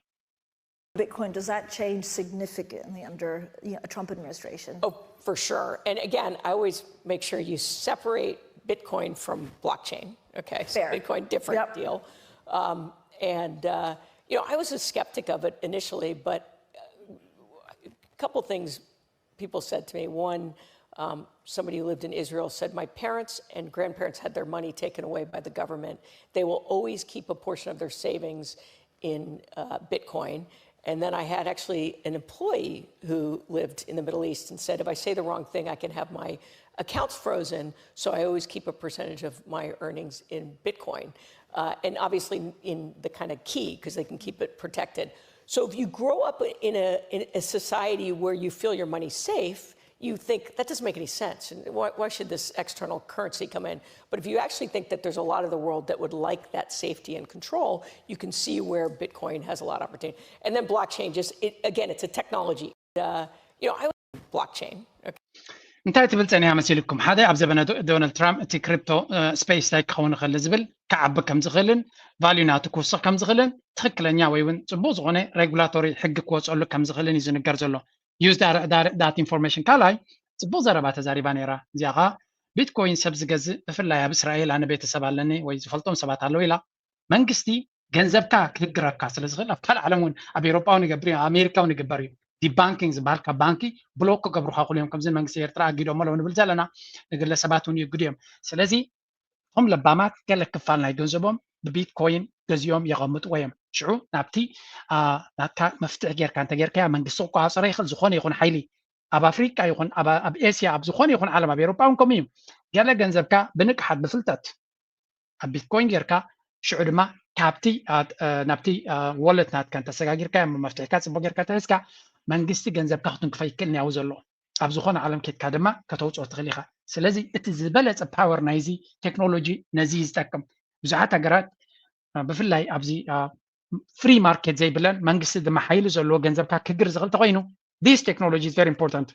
now what I'm saying is ኣብ ኣፍሪካ ብዙሓት ኢንቨስተርስ ኣለውና I wish somebody can teach them this እዚ ነገር እዚ ምክንያቱ መንግስታት ናይ ኣፍሪካ ዝእመኑ ይኮኑ ገንዘብካ ክግሩካ ክእሉ እዮም ኩሉ ወሲዶም ቀትሉካ ክእሉ ወይ እውን ጥራይካ ክሰዱካ ክእሉ ኣብ ኢትዮጵያ ዝነበሩ ኤርትራውያን ፅቡቅ ጌሮም ዝፈልጥዎ እዮም 1% 2% 3% ናይ ገንዘብካ በዚ ቴክኖሎጂ እዚ ኣብ ትክክል ቦታ ብውሑስ መንገዲ ጌርካ ፍልጠት ሒዝካ እንተ ጌርካዮ ግን ካብቲ ክወርደካ ዝኽእል ኣደራዕ ክትወፅእ ትኽእል ኢኻ I'm saying this ዝኾነ ይኹን ኤርትራዊ ነዚ ነገር እዚ ኣስተውዒሉ ተማሂሩ ፈሊጡ ብትክክለኛ መንገዲ እንተገይርዎ ውሕስነት ናይ ሂወቱ ናይ ስድሩን ገይሩ ኣሎ ኣነ 2% ይኮነ ዘለኒ about 30% 40% ናይ ኢንቨስትመንት ናተይ ኣብ ክሪፕቶ እዩ ዘሎ ብዝዋን እዚ so full disclosure እቲ ትክክለኛ ሓበሬታ ክበኩም ስለ ዝደሊ ንካልኦት ክመክር ከለኹም 2% 3% ጥራይ ግብር እየ ዝብል ዋይ እቲ ሪስክ ዘይትፈልጦ ተኮይንካ ክከብደካ ስለ ዝኽእል 108 ነይራ ናብ 9,000 ክትወርድ ከላ ኮምፕሊት ክስንብት ትኽእል ኢኻ ንሕና ግን 70,000 ነይሩ ናብ 15,000 ክወርድ ከሎ ርኢና ካብ 15,000 ድማ ናብ 108,000 ክትንስእ ከሎ ስለ ዝረኣና እዚ ቢትኮይን ናብ ሚልዮን ክድይብ እውን ንፅበ ሰባት ስለ ዝኾንና ፀገም የብልና እቶም ሓደሽቲ ወይ እውን ነቲ ኩነታት ዘይተረድኦም ግን ብንእሽተይ ክጅምሩ ኣስተውዒሎም ክኸዱ ሪኮሜንድ ንገብር ናይ ብዙሓት ኪላታት የደምፅልኩም ዘለኹ ሰሚዕኩም ኣተሓሳስባኹም ፈርዘር ሪሰርች ክትገብርዎ በዓልኩም ከይድኩም እውን ክትዛረብሉን ከተፅንዕዎን መፅሓፍቲ ቢትኮይን ስታንዳርድ ትበሃል መፅሓፍ ኣሂሉ ሪኮሜንድ ነቲ ብዛዕባ ቢትኮይን ጥራይ ክትመሃሩ ተደልዮም ካልእ ግን ብሰፊሕ ኮርስ ኣለና ዋቲኹም እውን ክትመሃሩ ትኽእሉ you're free to do so let's go to Africa now. We begin with the latest from the Horn of Africa. Neighbours Ethiopia and Somalia, who had cut ties over a port deal that caused a year-long dispute, have now agreed to restore full diplomatic relations. Over the weekend, Somalia's President Hassan Sheikh Mohamud had made an unexpected visit to Ethiopia's capital, Addis Ababa, and he met with the Ethiopian Prime Minister Abiy Ahmed. Now, the leaders committed to restore and enhance bilateral So እንታይና ንርኢ ዘለና እሞ ኣብ ናይ ኢትዮጵያን ናይ ሶማልያን ዲፕሎማቲክ ሪሌሽንስ ምኽፋቱ ኣዛረባ ርሱ ኮይኑ ኣሎ ኣብ ደረጃ ኣፍሪካ ብደረጃ ዓለም ፅቡቅ ነገር እዩ ክልተ ሃገራት ዝነበረን ፀገም ፈቲሐን ኣብ ፅቡቅ ደረጃ ክኸዳ ከለዋ መብዛሕትኡ ሰብ ደላይ ሰላም ደላይ ፍቅሪ ሕጎስ ዝሕጉስ ነገር እዩ እቲ ሕቶ እዚ ጉዳይ እዚ ብዙሕ ድራማታት ኣብ ውሽጡ ስለ ዘለዎ እዩ ድራማታት ዘለዎ ድማ ኣቢ ማለት ናይ ድራማ ንጉስ ስለ ዝኾነ ኣብ ድራማ ዝነብር ዘሎ መራሒ ስለ ዝኾነ እዚ ጉዳይ እዚ ናበይ ገፁ ክኸይድ ይኽእል እዚ ፈጢርዎ ዘሎ ድራማ ድማ ናይ ብሓቂ ሓደ ክቕፅል ዝኽእል ድቲ ድራማ ናበይ ገፁ ክቅፅል ዝኽእል ንዝብል ኣርእስቲ እዩ ምክንያቱ ብዙሕ ገይማት ፈፂሙሉ ኣብዘን ዝሓለፋ ብውሕዱ ንእሽተይ ሰላም ዘስተማቐረሉ ድሕሪ ኩናት ናይ ትግራይ ጠጠው ምባሉ ጥራይ ካብ ሓደ ድራማ ናብ ካልኣይ ድራማ ናብ ሳልሳይ ድራማ ናብ ራብዓይ ድራማ እዩ ዝቕፅል ዘሎ እስከ ንእሽተይ ንስማዓያ ድሕሪኡ መሊሳ ከሪአኩም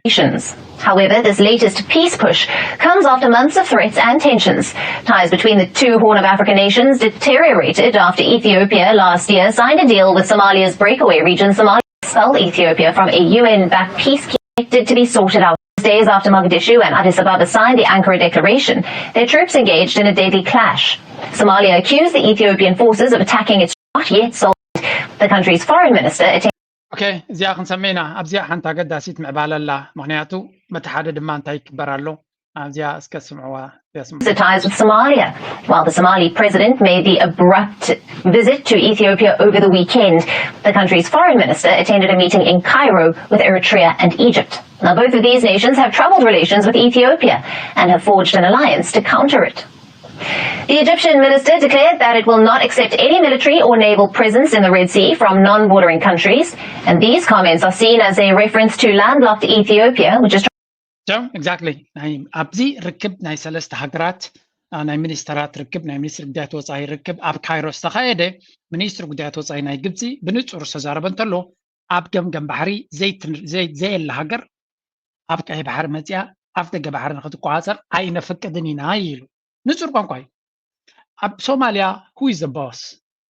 መን እዩ እቲ ዝመርሕ ዘሎ ኣብ ሶማልያ? we don't know ማለት ኣብዚ right now እቲ ኣብ ሶማልያ ዝግበር ዝረአ ዘሎ chaos እቲ ዕግርግር ንብዙሓት ተንተንቲ ፖለቲካ ዝተፈላለየ መድረክ ፈጢሩሎም ዘሎ እዩ። ብዙሓት ሶማልያውያን ድማ በቲ ዝግበር ዘሎ ሓሸውየ ናይ ፖለቲካ ናይ ብሓቂ ተተንኪፎም ከም ዘለዎ because እንታይ እዩ እቲ ዝግበር ዘሎ ብፍላይ ኣብ ዝገብሮ ዘሎ ሓደ ካብቶም ፕሮሚነንት ሶማላውያን ዝፀሓፎ ማለት እዩ እዚ ኣብ ናይ ሶማልያ ፕሬዚደንት ኣብ ሶማልያ ናይ ሶማልያ ፕሬዚደንት ኣብ አዲስ አበባ ዝገበሮ እሞ ብሓይሊ ባሕሪ ናይ ኢትዮጵያ ዝተቐበለ ኣቢ ማለት እዩ። እንታይ ማለት እዩ ትርጉሙ? ዲፕሎማሲ ማለት መብዛሕትኡ ግዜ ብፍላይ ድማ ኣቀባብላ ናይ ፕሬዚደንት ድዩ ኣቀባብላ ናይ ኦፊሻልስ እንታይ ዘንፀባርቕ ኦፕቲክስ ዝበሃል ክፋል ኣለዎ። ሰብ ዝርዮ ነገር ልዑል ኣገዳስነት ኣለዎ። እቲ ዝዛረብዎ ጥራይ እቲ ኣብ ኦፊስ ምሳተው ዝዘራርብዎ እሱኳ ኣገዳሲ ተኾነ እቲ ኦፕቲክስ ዝበሃል ድማ ናይ ነብሱ ዝኸኣለ ዘረባን ኮሚኒኬሽንን እዩ። ደይመደይ ኢሎም እዮም ድማ ንሓደ መራሒ ናይ ሃገር ብኸመይ ይቕበልዎ እንታይ ዓይነት ኣቀባብላ ይገብርሉ ወይ እውን እንታይ ዓይነት ኣቀባብላ ይገብርሉን ንሱ እቲ ኮሚኒኬሽን ነብሱ ዝኸኣለ ኮሚኒኬሽን። ስለዚ ዲፕሎማሲ thrives on optics and here the Ethiopian Abiy Ahmed masterfully outmaneuvered our president. These photos were unnecessarily and served Ethiopia's agenda to project control over the Somali president, portraying him as subservient and playing homage. So I nicely you to deserve zalo. Abiy Ahmed ናይ ሶማልያ ፕሬዚደንት ብኸመይ ተቐቢልዎ ወይ ኣብ ካልኣይ መዓልቲ ኣቀባብላ ዝገበረሉ ሓይሊ ባሕሪ ዝተኸደኑ ናይ ሓይሊ ባሕሪ ኔቪ ሓይሊ ባሕሪ ናይ ኢትዮጵያ ወታደራዊ ክዳን ዝተኸደኑ ነዚ ፕሬዚደንት ናይ ሶማልያ ተቐቢሎም ኣብቲ መቃብር ናይ ምኒልክ ነዚ ዕምባባ ከም ዘንብር ገይሮሞ this was at all levels ንሶማላውያን ብጣዕሚ ቁጥዕ ዝፈጠረ እዩ። ምክንያት ድማ ኣብ 1977 ኢትዮጵያን ሶማልያን ብርቱዕ ዝኾነ ኩናት ፀሚዶም ብሓገዝ ናይ ራሽያን ኩባን የመንን ሽዑ ዝነበረ መራሒ ደርግ ንሶማልያ ስዒርዋ እቲ ሶማልያ ዘጋጠማ ውድቀት እውን ኣካል ናይቲ ሽዑ ዘጋጠመ ውድቀት ምዃኑ እዩ ዝንገር። ሶ ኢትዮጵያ ትራዲሽናል ፀላኢት ናቶም ክነሳ እዚ ኩሉ ሕሰብ ናቶም ዘለዎም እውን ሕጂ ምስ ኢትዮጵያ ዘተሓሓዝ ነጥብታት ኣለዎም። ኢትዮጵያ ድማ ኣንበርኪኻቶም እዮም። ሶማላውያን እዚኣ ሰፊፎማ ዘለዎ እዮም ክርስዕዋ ድማ ዘይክእሉ እዮም። መራሕዮም ከይዱ ኣብ ኢትዮጵያ ከምዚ ክንብርክኽ ከሎ ናይ ብሓቂ ፅፍዒት ከም ዝወረዶምን ከም ዝተዋረዱን ገይሮም እዮም ዝገልፅዎ ዘለዉ። እዚ ከዓ ናቱ ትርጉም ዘለዎ እዩ። ዳትስ ዋይ ድማ እቲ ኣብ ከባቢና ንሪኦ ዘለና ኩነታት ነዚ ዘንፀባርቕ ሒዞም ሶማላውያን ብዝተፈላለየ መንገዲ ፓብሊሽ ዝገብርዎ ዘለዉ እቲ ፕሬዚደንት ናይቲ ሃገር ውርደት ናይቲ ሃገር ከም ዘቀላጠፈ ወይ እውን ዲፕሎማቲካሊ ናይ ብሓቂ ንሶማልያ ዘዋረደ ፕሬዚደንት ምዃኑን እቲ ዲፕሎማሲያዊ ሽግር ምፍታሕ እኳ ፅቡቅ እንተኾነ ኢትዮጵያ ግን ነቲ ፍታሕ ንኻልእ ሓደጋ ከም ዝተጠቀመትሉ ብምግላፅ እዮም ናቶም ቁጥዕን ናቶም ሕርቃንን ዝገልፁ ዘለዉ። በንጻሩ ግብፂ ነዚ ኩነታት እዚ ኣቃሊላ ከም ዘይትሪዮ ድማ access through Somalia.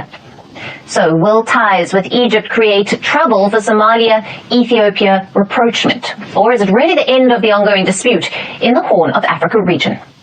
Landlocked Ethiopia, which is... ኣነ ካብዚኣ ክሪኦ ከለኹም እዚ ጉዳይ እዚ ኣብ መንጎ ኢትዮጵያን ግብፅን ሓደ ነገር መፍትሒ እንተተረኺቡ ጥራይ ክዝሕል ዝኽእል ካብ ወፃኢ there is no change። ኢትዮጵያን ግብፅን ዘለዎን ሽግር ንከይፈትሓ ወይ እውን ንክፈትሓ እንታይ ክግበር ይኽእል ትሕቶ ክኸውን ዘሎ ኣብ ቀረባ ኣፍሪቃ ሰላም ንክነግስ ተኮይኑ። ምክንያቱ ክልተ እዚአን ነገራት ተፀራሪ ነጥብታት ኣለዎን ኣብ ነፍሲ ወከፍ ነጥቢ ድማ opposite of each other። ስለዚ ኣብ ኣንፃር ሓትሕድየን ጠጠው ዝብላ ዘለዋ ኣብዚ ኩነታት እዚ ሕጂ ተራ ናይ ኣሜሪካ ዓብ ተራ ክህልዎ እዩ። ተራ ናይ ዶናልድ ትራምፕ ናይ መን ሳይት ክወስድ እዩ ብዙሕ ትፅቢት ዝገብርሉ ናይ ግብፂ ሳይት ክወስድ ናይ ግብፂ ወገን ክሕዝ እዩ ዝበሃል ዘሎ ግን nobody knows እቲ ኩነታት ናበይ ገፁ ክኸይድ ይኽእል። እቲ ሕልሚ ናይ ኢትዮጵያውያን እዚ ክሳብ ዝኾነ ንሕና ኤርትራውያን ዳማ እንታይ ገደሰና ክንብል ከለና ኖ ዝግድሰና ነገር ኣለዎ። ምክንያቱ ሕልምናቶም ብሃገራዊ ቴሌቭዥናቶም ዝዛረብዎ ዘለኹ ክንሰማ ኣለና። Second Renaissance Dam calling from Ethiopian government, well done to the Ethiopian government, that this is the right time, and it has been not only the generation questions, but it has been the question of the people of Ethiopia for the last 35 years. Why is it such a generational issue? Because at the moment, the skyrocketing of economical... እንታይ ዝብል ዘሎ እዚ ጉዳይ ኣብ ደገ ባሕሪ ናይ ኢትዮጵያ ናይ ወለዶታት ሕቶ እዩ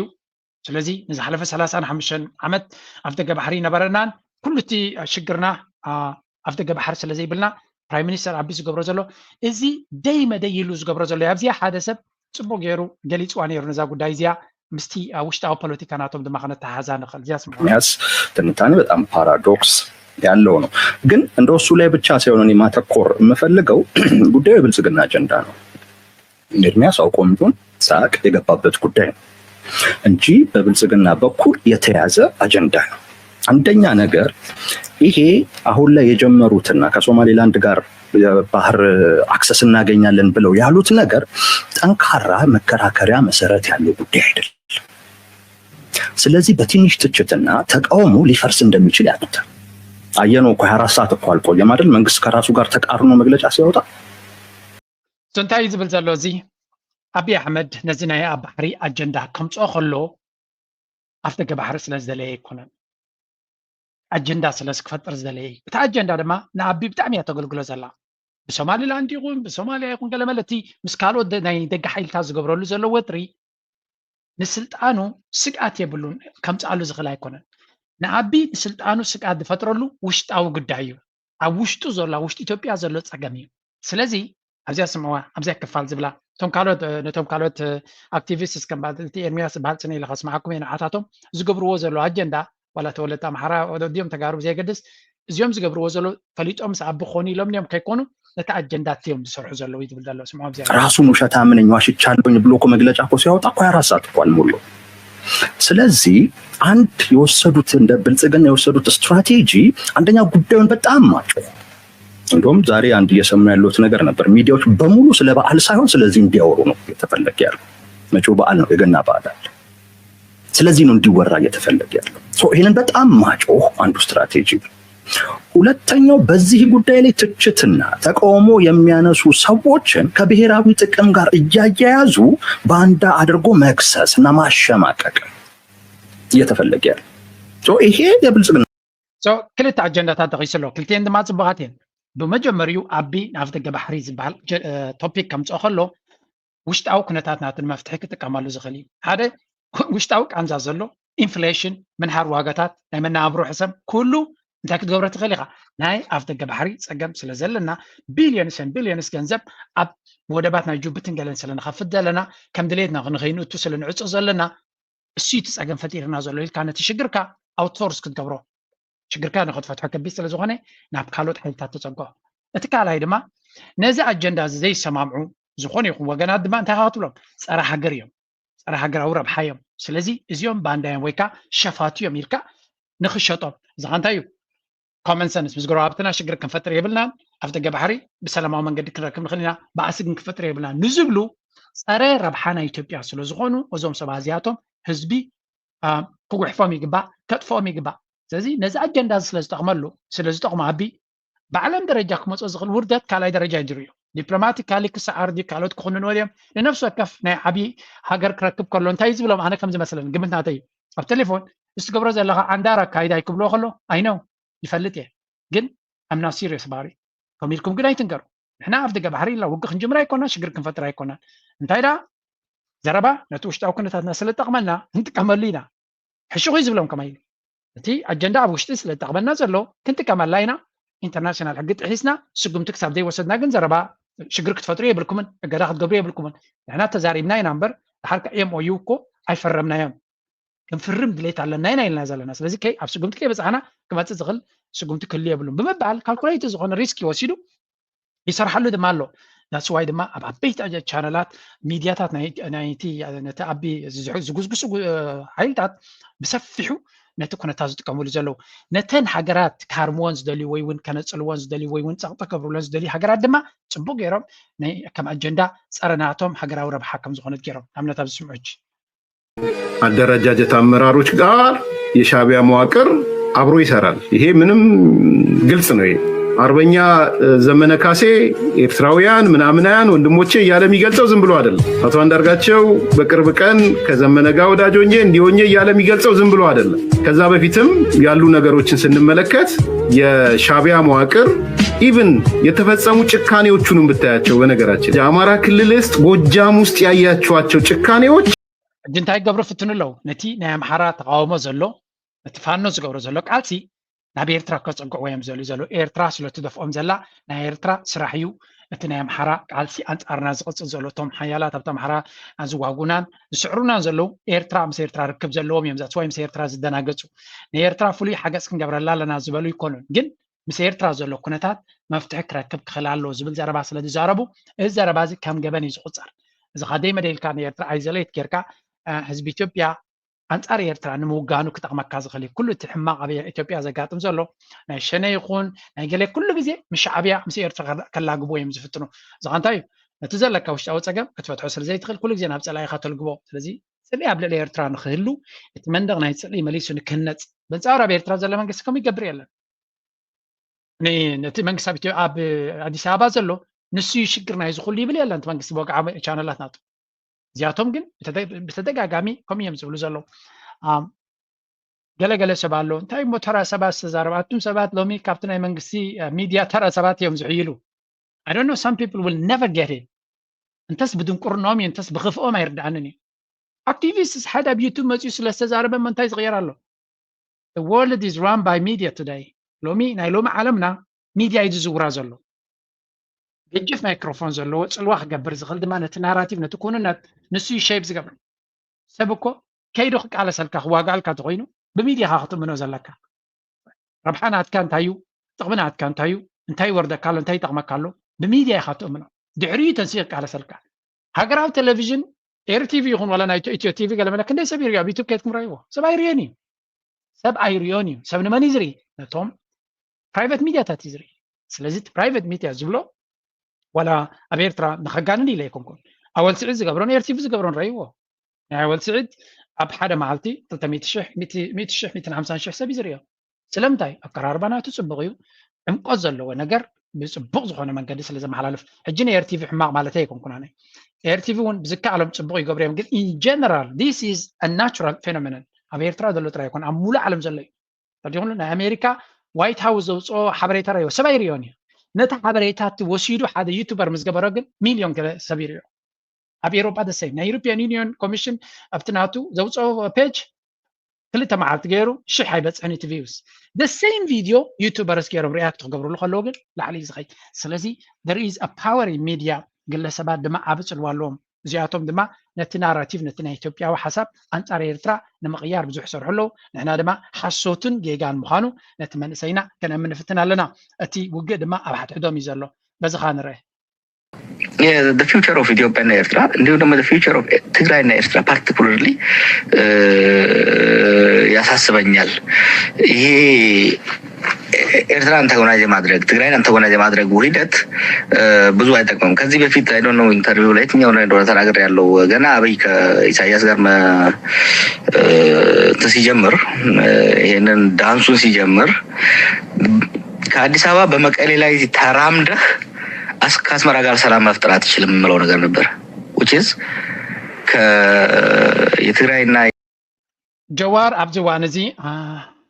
ማን ኦፍ ዲ ኣወር ብልዎ ኣብዚ እዋን እዚ እቲ ዝለዓለ ኣቓልቦ ዝረኺቡ ዘሎ ኣክቲቪስት እዩ ኣብ ነፍሲ ወከፍ ዝኸፍተ ዘሎ ድማ ኣንጻር ኤርትራ ፖዚሽን ክሕዝ ይደልይዎ ኣለዉ and he doesn't ኣይደለየን ኣሎ ኣንጻር ኤርትራ ናይ ኤርትራ ፍሉይ ሓላይ ገለ ይብል ኣለኹን ፖለቲካ ኩሉ ግዜ ረብሓ እዩ መን የርባሕካ መን ይጠቕመካ and the guy knows ኣብይ ኣሕመድ ብፍጹም ዕድል ዘይህብ መራሒ ምዃኑ ተረዲይዎ ኣሎ ኣብይ ኣሕመድ ድማ ብፖለቲካ ብሰላማዊ መንገዲ ክእለ ዝኽእል መራሒ ከም ዘይኮነ ግን ምእላዩ ድማ ኣዝዩ ከቢድ ከም ዘይኮነ ድማ ተረዲይዎ ኣሎ ምክንያቱ ካብ ኣብይ ኣሕመድ ኣዝዩ ፀቢቑ ዝሕይል ዝነበረ መን እዩ ህወሓት ኢህወደግ ዝበሃል ንዑ ክኣሊ ስለ ዝኸኣለ he knows but it takes time ሕጂ መጀመርያ እቲ ቀደም ዝገበሮ ታክቲክ ዝኽተል ዘሎ ነቲ ናይ ዲያስፖራ ኮሚኒቲ ናይ ኦሮሞ ኣብ ጎኑ ክገብር ክኽእል ኣሎ ነቲ መንእሰይ እቲ ቀይሮ ዝበሃል ድሕሪኡ እቲ ምንቅስቃስ ክግበር ዝኽእል ካልኣይ ዞባ ኣብቲ ዞባ እቲ መን ኣላ ني نتناتو ايديولوجي كتحجزو تخل ولا بوقعي ببرت لي حجزاتو مسو ابغون ناخذ كون تخل ويون خسرا زي بالهاجر من ايرترا تبع الهاجر نتنا يروم قالت كاب نوح تحجزو زنبرت ساعه ابي احمد ون صبغيرو نيرترا اوف بالنيرو لو متقمط له ስለዚህ እሱ እንታይ ገብር ደሊሎ ነኤርትራ ጎኑ ክገብር እንተ ወሓደ ምስ ኤርትራ ጽልእ ከም ዘይብሉ እዚ ካንታይ ክፈጥረሉ እዩ ፋኖ ውን ተመሳሳልነት አለው ስለዚህ ናብ ፋኖ ክቀርብ ዝኽእል ገለ ክፋል ናይ ትግራይ ድማ ምስ ኤርትራ ክቀራረብ ይፍትን ኣሎ አይዲዮሎጂካሊ ስንታይ ዝፈጥር ዘሎ ሓደ ሓይሊ ካብ ትግራይ ካብ አምሓራ ካብ ኦሮሚያ ክገጣጠም ይፍትን ኣሎ and this is a disaster for አቢ ዲዛስተር ናቱ ኣብዚ ዘሎ እቲ ኡይ ዘብሎ ዘሎ ምክንያት ድማ እቶም አክቲቪስት ናቶም ኡይ ዘብሎም ዘሎ ንሻዕብያ ከም ዝገበረ ዝርጉም ዘብሎም ዘሎ ኣብ መንጎ ሓደ ሓይሊ ብሓደ ክመጽእ ስለ ዝኽእል ዘስምዑ ሕጂ ዝወፀት ዝተተሓዘ ቦታ መንእሰይ ብሙሉ ይፅረግ ደቂ ኣንስትዮን ዓበይቲ ሰባትን በዕድመ ዝደፍኡን ናብ ካምፒ ኣትዉ ኣብ ዓፋርን ኣብ ኣምሓራን ካምፕ ክስራሕ እዩ ነይሩ ቱ ፕላን ዝገበርዎ ዝተረኸበ ዝለክሎስ ብሰነ ደረጃ ህዝቢ ትግራይስ ኣብ መሬት ትግራይ ክባዛሕ ክነብር ዓቕሚ ክፈጥር ኢኮኖሚ ክፈጥር ማሕበረ ኢኮኖሚ ጠቕላላ ሲስተም ዝበሃል ናይ ሓደ ማሕበረሰብ ዝበሃል ስርዓት ከይሃንስ ንምግባር እዩ ነይሩ ትዕላምኦም እቲ ዋና ውድቀት ናይ ኣነ ዝሓስቦ ግን ብሰሜን ዝነበረና ናይ ምሻዕብያ ዝነበረና ቅርሕንቲ ክፀንሕ ኣይነበረን እታ ውድቀትናን እታ ምስጢር ዓወትናን ክንምለስ ዝገበርና ነገራት ብዙሕ ነገር ክንዛረብ ንኽእል ኢና ኣብ መንጎ ሻዕብያን ኣብ መንጎ ትግራይን ዝነበረት ረፅሚ ከይዳ ምሳ ሃገር ኤርትራ ምዃና ሒዞሞ ዝፀንሑ ቂመ ውሽጢ ተደሚሩ ሻዕብያ ማየት ኢሉ ንጥቂና ግልፂ ክነግረካ ብሱሩ ካሊእ ሳይንስ ከምፅእ ካብ ሰማይ ካብ ትሓስብ ሻዕብያ እንተዘይኣትዉ ነይሮም ኢለካ ኣለኹም ርኢኻ ኢኻ ሻዕብያ ውን ተመሊሶም ብኡ ከኣትዉ ብነፈርቲ ገይሩ ሰራዊት ኣመላሊሱ ብመከናይዝድ ሓይሊ ብኣድያወት ዘይኣትወና ነይሩ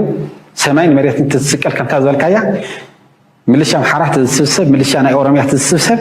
ትግራይ ክረግፃ ይኽእል ነይሩ ኩናት እውን ኣይኸፍቱልና ነይሩ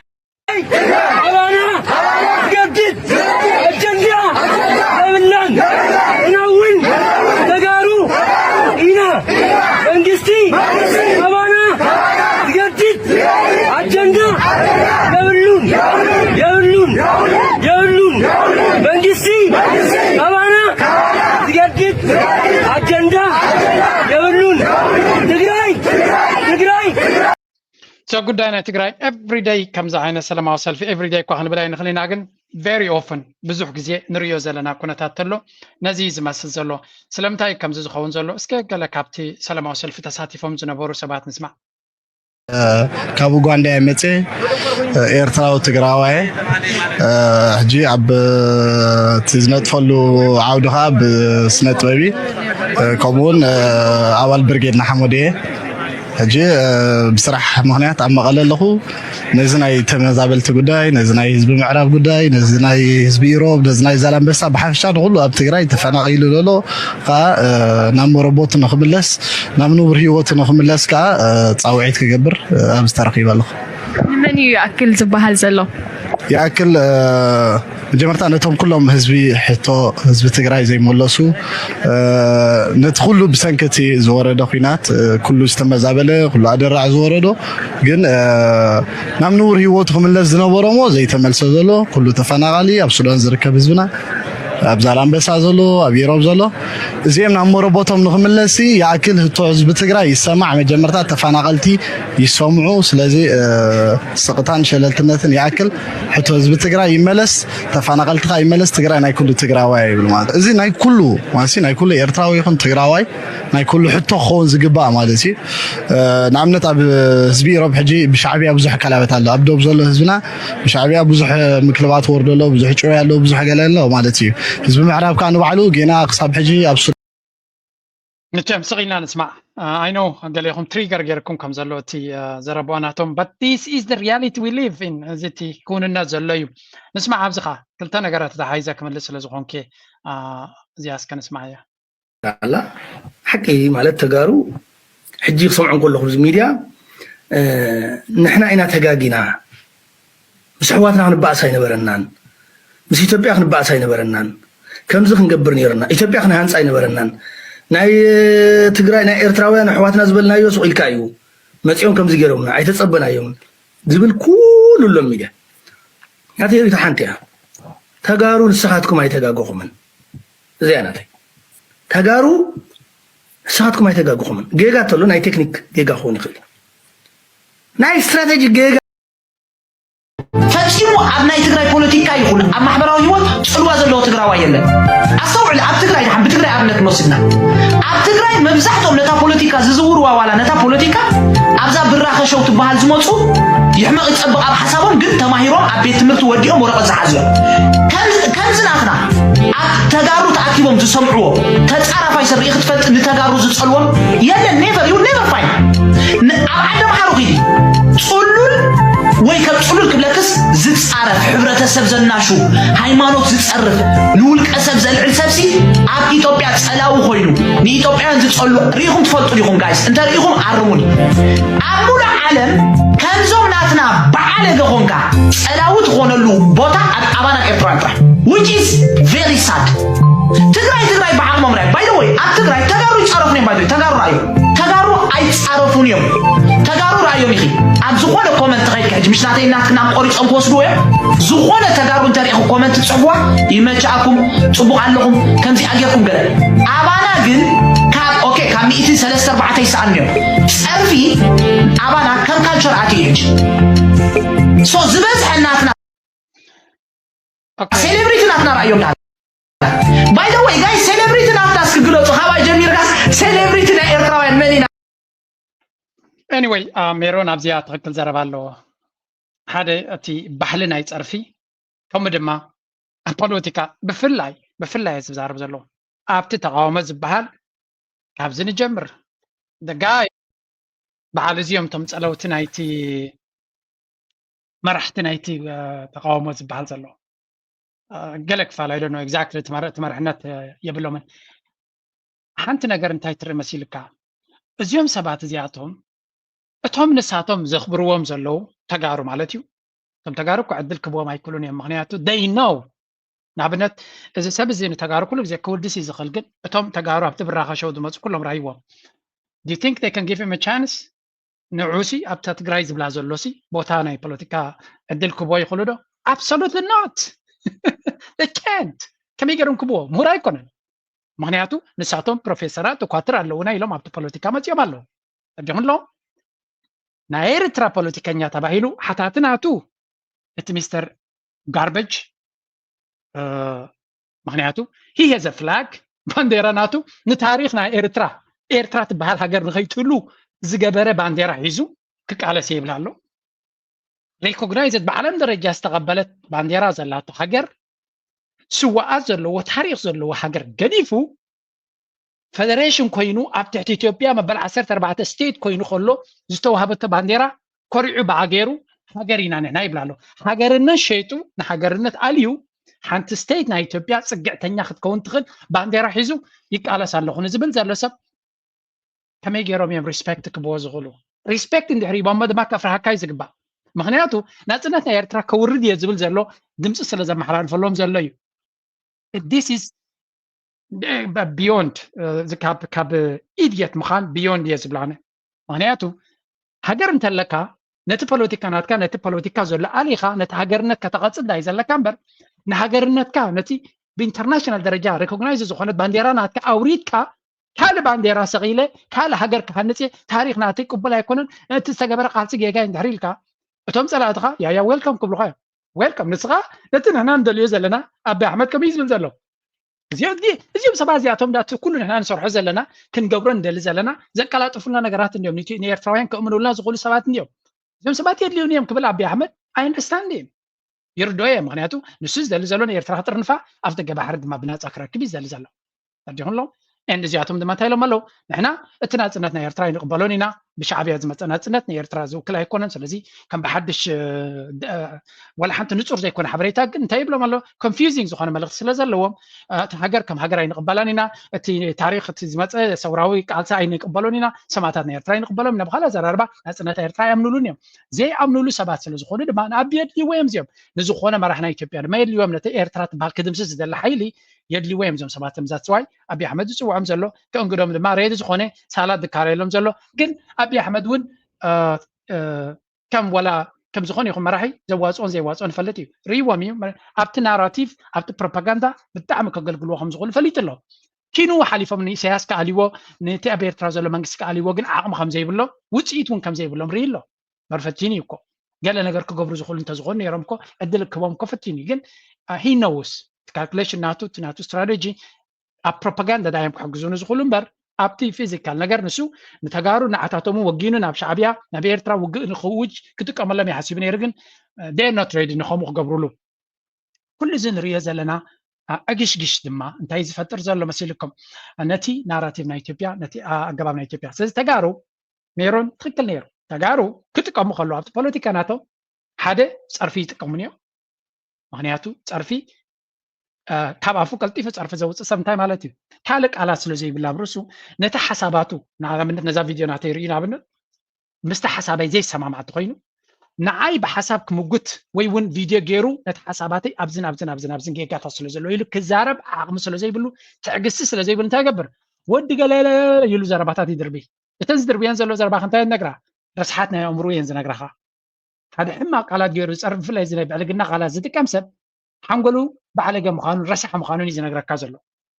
እሞ ከዓ ኣብ ሓንጎሉ ከሎ እኳ ሰብ ስለ ዘይረኣዮ ተሰቲሩ እንዲ ነይሩ ደገ ምስ ኣውፅአን ድማ እቲ ጨና ኣብ ርእሱ ዘሎ ጓሓፍ ደገ ምስ ወፀ ትሪኦ ንኣብነት ኣነ ነዚ ሓደ ትሓቱ ዘሎ ሚስተር ጋርበጅ ዝበልክዎ ኤቭሪቲንግ ዳት ካምስ ኣውት ኦፍ ሂዝ ማይንድ ኢዝ ጋርበጅ ካብ ርእሱ ዝወፅእ ዘረባ ርስሓት ስለ ዝኾነ እዩ እምበር ኣካላቱ ወይ ክዳኑ ርየ ኣይኮንኩን ኣይፈልጦን እየ ኣብ ሴም ሩም ኣብ ሓደ ቦታ እውን ተራኺብና ይንፈልጥና ካብ ኣፉ ዝወፅእ ግን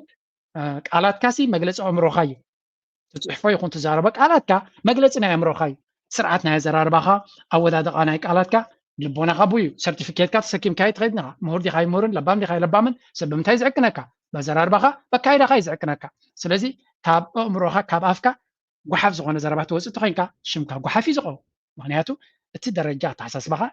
ምስቲ ተውፅኦ ዘለካ ቃላት ሓደ ብሓደ ስለ ዝኾነ ሰብ ብካልእ ክሪአካ ይክእልኒ ስለዚ ኩሉ ነገር እሶም ዝገብሩ ዝነበሩ እቲ ናይ ትግራይ ፖለቲካል ሰርክል እታ ዘላቶ ባይ ወይ እዚኣ ፅቡቅ ጌራ ክትንፅረልኩም ፅቡቅ ጌራ እውን ክዛረበላ ስለ ዘለኒ ኣብ ትግራይ ዘለው ምሁራት እዮም ኣብቲ ፖለቲካ ዶ ክበሃል ፀኒዩ ሰብ ብዙሕ ዓይነት ትምህርቲ እዩ ዘሎ ትግራይ እታ ዘላቶም ፖለቲካዊ ሂወት ሕጂ ዘላቶም ኢዝ አ ሪፍሌክሽን ወይ እውን ነፀብራቅ ናይቲ ፖለቲካዊ ብስለት ናይቲ ሃገር እዩ ትግራይ ዘላቶ ኩነታት እዚ ብዚ ንሪኦ ፀናሕና ማለት እዩ ካብ መዓልቲ ናብ መዓልቲ ዕግርግር ወይ ጫውጫው ንሰምዖ ዘለና ከምዚ ኮይኑ ንሰምዖ ዘለና ውፅኢት ናይቲ ፖለቲካዊ ንቕሓትን ኣካይዳን ናይ ሕብረተሰቦም እዩ ስለዚ ሓደ ትግራዋይ እንታይ ኢሉ ሓቲቱ ኣብ ዩኒቨርሲቲ ምሁራት ነፍሪ ኣለና ኣብ ገለ ከም ዝነፍሪ ኣለና ደኳትር ኣለውና ንብል ብተግባር ግን እንታይ ዝረአ ኣለና እንታይ ዝጭበጥ ነገር ንሰርሕ ኣለና ፅሑፍ ኣዲና ነበርክት ዘለና ሳይንቲፊክ ፔፐርስ ኢና ነበርክት ዘለና ፍሉይ ስራሓት ዲና ንሰርሕ ዘለና where is our contribution to the society ንሕና ነፍርዮ ዘለና ነብርክቶ ዘለና እንታይ እንድሕር ኢልካ nothing ብደረጃ ቋንቋ ትግርኛ እንተሪኻዮም ተጋሩ ንሕና ትግርኛ እዮም ተጋሩ ትግርኛ እዮም ስለዚ እንድሕር ትግርኛ እንተኮይኑ ትናቶም where is our contribution ሓደ ትግራዋይ ምሁር ከማይ ኢሉ ሓቲቱ ኣብ ሓደ ኮንፈረንስ ብዙሓት ምሁራት ኣለውና ዩኒቨርሲቲ ናብዝን ሃሊና ተማሂሩ እዩ ትዝብና ኢና ንብል ግን ዝረአ ዝጭበጥ ግን ኣብ ዩቱብ ተኸይድካ ናይ ፋይናንስ ናይ ኤጁኬሽን ናይ ኢኮኖሚ ናይ ፖለቲክስ ጂኦፖለቲክስ whatever it is ብትግርኛ ዝግበር ዶሚኔት ዝገብሮ ኤርትራውያን እዮም ንፍቶ ንፅላእ ኤርትራውያን እዮም ዶሚኔት ዝገብርዎ ምስ ናይ ኤርትራ ዓቕሚ ክወዳደር ዝኽእል የብሉ ብቁፅር ክንዳና እዮም ኣብ ትግራይ 5 ሚልዮን ህዝቢ ኣሎ እንድሕር ኢልና ለሰይ 4 ሚልዮን ህዝቢ ትግርኛ ተዛረቢ ንበሎ ተካል ማይኖሪቲ ኣብ ኤርትራ ትግርኛ ተዛረብ 50% ናይ 5 ሚልዮን 50% ልካዮ ከባቢ 2.5 ሚልዮን ስለዚ ብቁፅሪ እንድሕር ኮይኑ ንሳትኩም ይበዝሑ ኮንትሪቢሽን ቁፅሪ ኣይኮነን እቲ ኣበርክቶ ኢኻ ትርኢ ኣብ ስነ ጥበብ እንተሪኢና ድማ ሓንቲ ቪድዮ ምልእቲ ገይረ ነይረ ነፍሲ ወከፍ ስነ ጥበባዊ ስራሓት ናይ ኤርትራ ብኢትዮጵያውያን ትግርኛ ጥራይ ይብሉ ኣለዎም ተጋሩ ጥራይ ይብሉ ኣለዎም ብኩላቶም ዝቐዳሕ ንስ እዩ ቫይስ ቨርሳ ኢዝ ኖት ትሩ ብኢትዮጵያውያን ዝበዝሐ ካብ 100 ሚልዮን ኢና ዶ ገለ ዝብልዎ ካብኡ ዝፈረየ ስነ ጥበብ ኤርትራዊ ቀዲሑ ዝገብሮ ውሕድ እዩ ስለምንታይ ዘይቀጥዕዎ ካብኡ ንላዕሊ ክገብሩ ስለ ዝኽእሉ ወይ እውን ናቶም ክገብሩ ስለ ዝኣምኑ they have the confidence ነፍሰ ምትእምማን ኣለዎም እቲ ናይ ኢትዮጵያ ወይ ናይ ተጋሩ ድማ ናይ ኤርትራ ኩሉ እዮም ዝቐጥዕዎ ስለምንታይ they know እቲ ህዝቦም ነቲ ናይ ኤርትራ ከም ዝፈቱ ንዑ ከም ዘኽብር so they act according to the demand ነቲ ዘሎ ጠለብ ርዮም ብኡ እዮም ኣክት ዝገብሩ ዘለዉ and the idiots ኣብዚ ዘለዉ ንሪኦም ዘለና ድማ ነቲ ኤርትራዊ ጭውነትን ክብረትን ናፅነትን ፍሪደምን ንኩሉ ገዲፎም ናበዮም ክኸዱ ዝፍትኑ ዘለዉ ናብ ካልኦት ኣዲኣ ገዲፋ ሓቱና ትናፍቕ ዝበሃል ዘረባ ኤግዛክትሊ ካብዚ ዝመፅእ እዚ anyway እቲ ኩነታት I really feel ዓብይ ስሕተት ከም ዘሎ ግን ንሓን ብዙሕ ግዜ ሂበ እዮም ሶሪ ንቐፅል Title of our presentation was looking forward to digital development in Eritrea, and the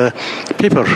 is prepared by Professor Kiflay Gebremedhin of Cornell University and have grasped ኣብዚኣ ሓንቲ ዘረባ ከንፀባርቐልኩም ስለ ዝደለኹ እዮም ፅያ ዘለኹ the message of the presentation. We have gone through a lot. We won the war, and now it's time to strategize on how to win the peace. And I believe technological development and introducing technological advancement into our economy is the right way to win the peace. To me, I hate to prejudge our situation, but unless we have a good footing in the next 3 to 5 years, we will be in a serious problem. We start with. So, እንታይ ኢሉ ነይሩ ኤርትራ ገለ ካብቶም ኣብቲ ሰሚናር ተሳቲፎም ዝነበሩ ምሁራት ናይ ኤርትራ እዩ እንታይ ኢሉ ነይሩ ሚስተር ዳዊት ገብረ ሚካኤል ይበሃል ኣብ ቴክኖሎጂ ኣብ ዝመፅእ ዘሎ 5 ዓመት ገለ ነገር ክንገብር ተዘይክኢልና ህይወት ብጣዕሚ ከቢድ ክኸውን ምዃኑ ኤርትራውያን ኣብቲ ናይ ዓለም ውድድር ንክትዕወት ከቢድ ክኸውን ምዃኑ ብጣዕሚ ፅቡቅ ዝኾነ ትዕዝብቲ እዩ እስካብ ዚኣ ንስማዕ ሕጂ መሃንድስ ግርማይ ዘርኣይ ሬፑቴሽን ፖል ኢንተርናሽናል RPI ብዝተባሃለ ብደረጃ ዓለም ዝና ንዘጥረዩ ዋና ኣካየድቲ ባንክታት ከምኡውን ንኢንዱስትርያታቶም ናብ ክብ ዝበለ ፅፍሒ ዝዕበዩ ፅልዋ ዘሕደሩን ፀለውትን ሰባት ደረጃን ኣፍልጦን ብዝህብ ትካል ኣብ መንጎ 100 ፀለውቲ ኣፍሪቃውያን 2025 ተረቂሑ ግርማይ መስራትን ዋና ኣካየድን ናይቲ ኣብ መዳይ ተተካእ ፀሓት ብህልፊ እኳ ደኣ ኣብ ፀሓያዊ ፀዓትን ምጭንጓዕ ማይን ኣድሂቡ ዝዓይ ኣፕቴክ ኣፍሪቃ እዩ እቲ ምስ 100 ህቡባት ኣፍሪቃውያን ዝሰርዖ ትካል ንግርማይን ኣፕቴክን ብከምዚ ዝስዕብ ይገልፆም ግርማይ ዘርኣይ ኣብርሃም መስራትን ዋና ኣካየዲ ስራሕን ኣፕቴክ ኣፍሪቃ እዩ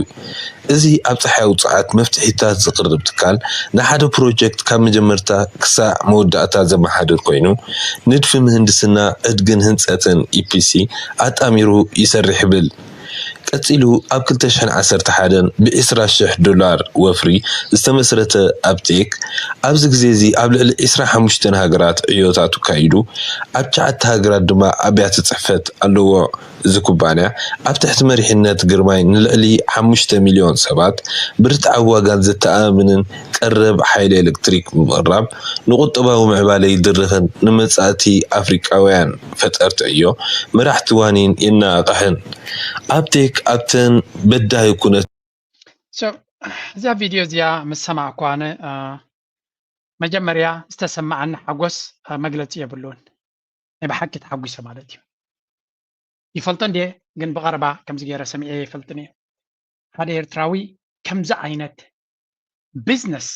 ተራ ቢዝነስ ተራ ኣይኮነን ተራ ቢዝነስ ወይ ተራ ትካል ኣይኮነን እዚ እንታይ ዳ